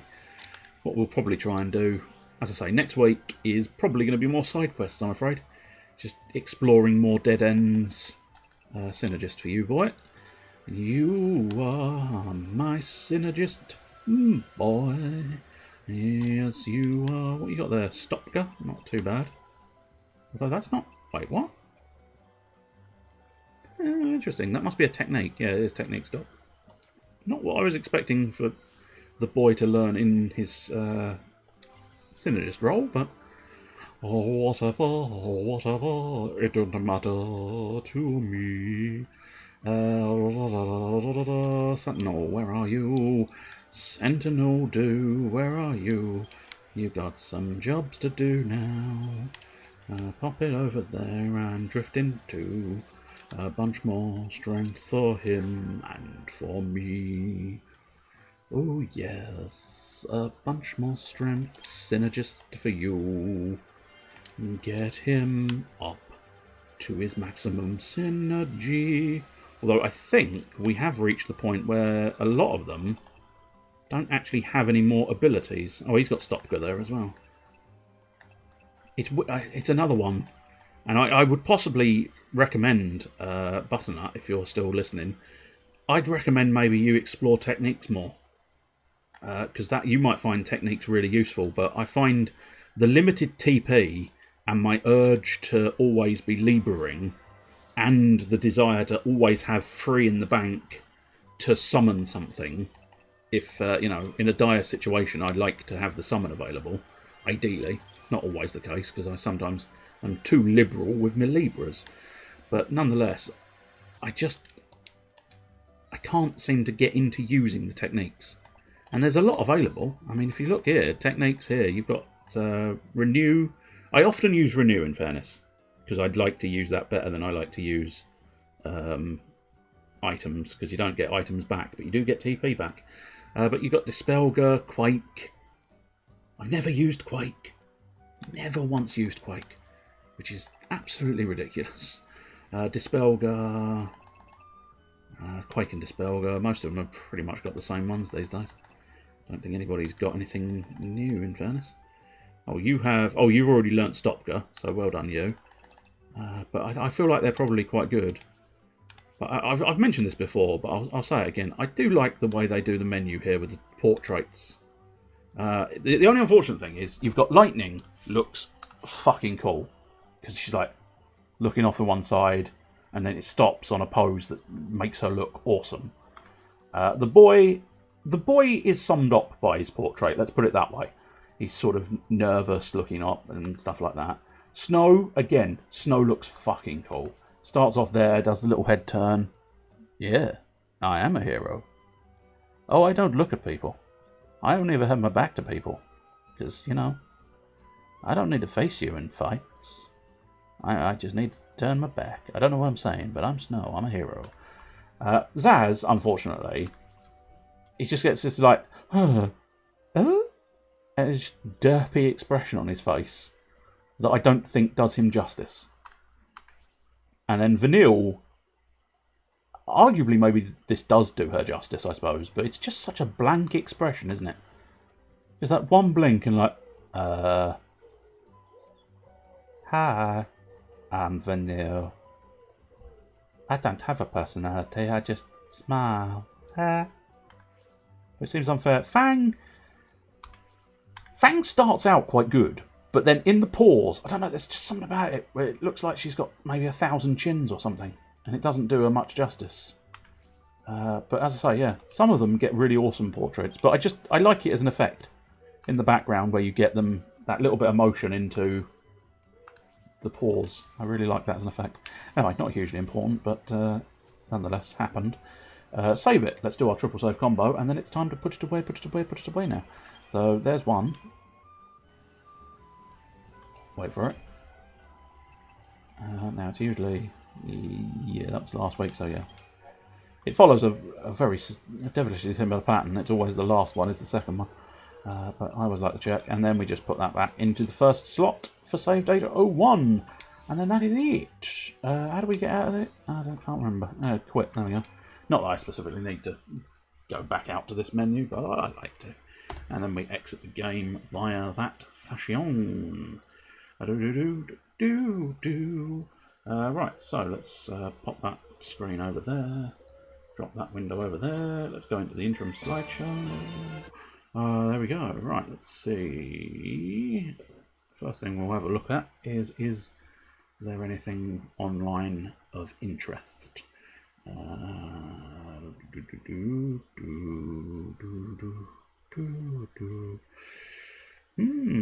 Truth be told, not incredibly.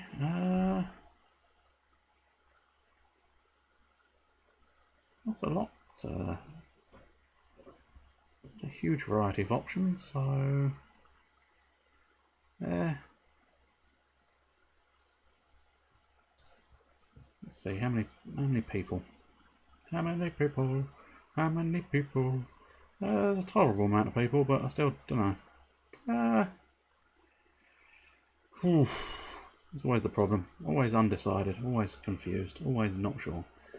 I'll tell you what, I'll drop you into some more Grand Theft Auto role-playing with, this time it'll be McDougal, who is Agent 69.